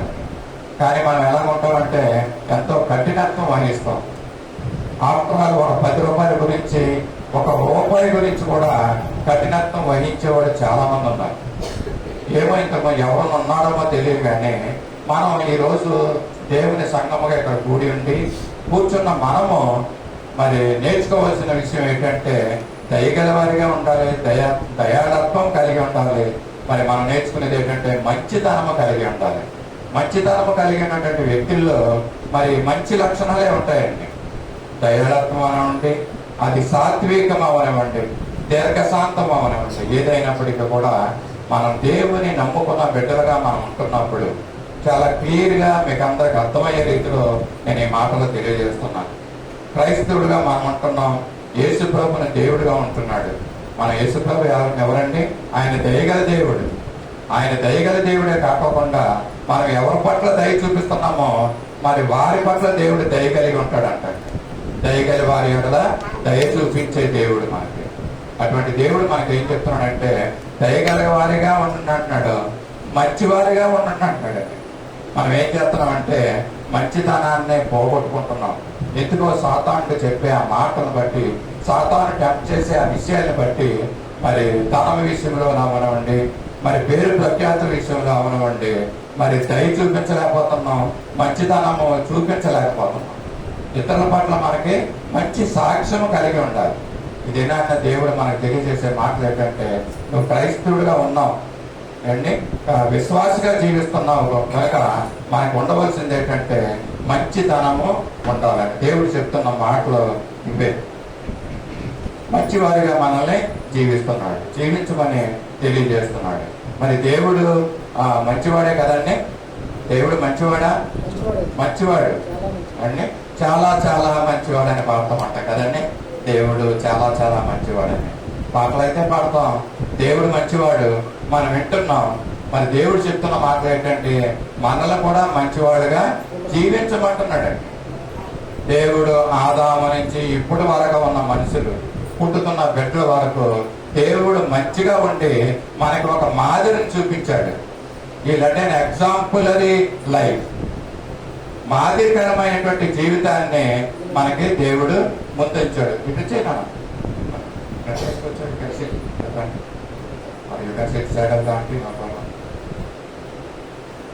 దేవుడు మంచివాడు, మనల్ని మంచివాడుగా ఉండమని ఆయన ఏం చేశాడంటే మాదిరి ఉంచి వెళ్ళాడండి. దేవుడుగా ఉంటూ నేను దేవుణ్ణి, నేను మంచివాడిని, మీరు మంచివారుగా ఉండండి అని చెప్తుంటే మనం వినమని దేవుడు ఏం చేశాడంటే ఆయనే మన స్వరూపాన్ని ధరించుకుని, దేవుడు మనకు ఆయన స్వరూపాన్ని ఇచ్చాడు. మరి రక్త మాంసాలు కలిగిన వాడుగా ఈ లోకాన్ని తనకు తానుగా తగ్గించుకుని సమస్తాన్ని విడిచిపెట్టి తండ్రి యొక్క వైభవాన్ని, పరలోక వైభవాన్ని అంతటిని కూడా విడిచిపెట్టి లోకానికి వచ్చి మనల గురించి మరి ఒక మాదిరికరమైన జీవితాన్ని ఇక్కడ ఉంచాడు. రక్త శరీరం, మాంస శరీరం ధరించుకుని ఏ విధంగా మానవుడు జీవిస్తున్నాడో, ఒకవేళ దేవుడిగా ఉంటే నేను చెప్తుంటే వీళ్ళ మంచివారిగా ఉండలేకపోతున్నాను కనుక నేను వాళ్ళ మధ్యలోకి వెళ్ళి నేను వాళ్ళ నుండి మంచితనంగా ఏ విధంగా జీవించాలో మంచివాడిగా నేను చేసి చూపిస్తానని ఆయన బాలుడిగా పుట్టినప్పటి నుంచి కూడా దీనుడిగా మంచివాడుగా సాత్వికాన్ని అనుగ్రహించి మరి భరించి దాన్ని మరి ధరించుకొని సాత్వికుడుగా ఈ లోకంలో జీవించి ఉన్నాడు. మనందరికీ మాదిరికరమైన జీవితాన్ని జీవించి ఉంచాడు. దేవుడు మంచివాడు. యేసు ప్రభువు వారి లోకానికి వచ్చి మంచివాడిగా మనకి మాదిరికరంగా మరి జీవితాన్ని ముంచి వెళ్ళాడు. దేవుడు మంచివాడు మంచివాడు అని ఇందాకనే చెప్తున్నాను.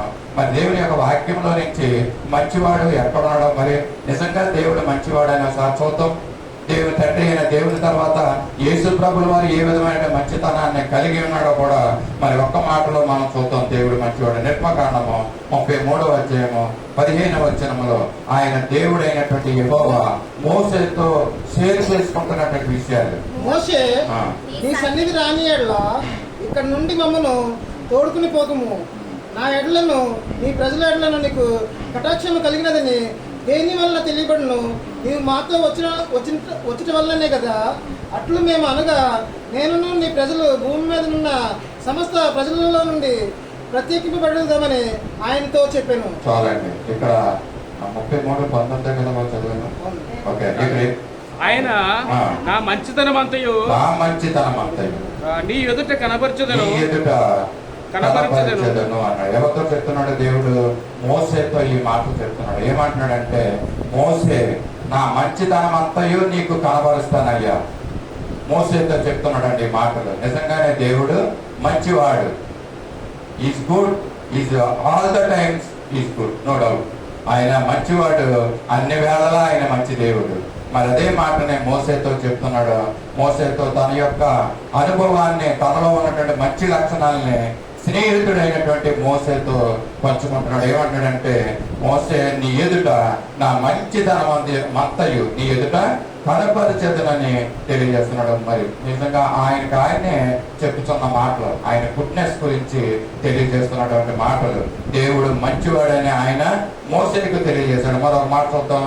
దేవుడు మంచివాడని ఇర్మియా గ్రంథము 33వ అధ్యాయము 11వ వచనంలో ఏమంటాడంటే, దేవుడు మంచివాడని ఇర్మియా ప్రవక్త దీనిలో యెహోవా ఎలా సెలవిస్తున్నాడు, ఇది పాడైపోయినను దీనిలో నరులు లేరు, నివాసులు లేరు, జంతువులు లేవు అని మీరు చెప్పు. ఈ స్థలంలో మనుషులైనను, నివాసులైనను, జంతువులైనను లేక పాడైపోయిన యూదా పట్టణంలోనే, యెరూషలేము వీధులలోనే సంతోష స్వరము, ఆనంద శబ్దము, పెండ్లి కుమారుని స్వరము, పెండ్లి కుమార్తె స్వరము. యెహోవా మంచివాడు, ఆయన కృప నిరంతరం ఉండును.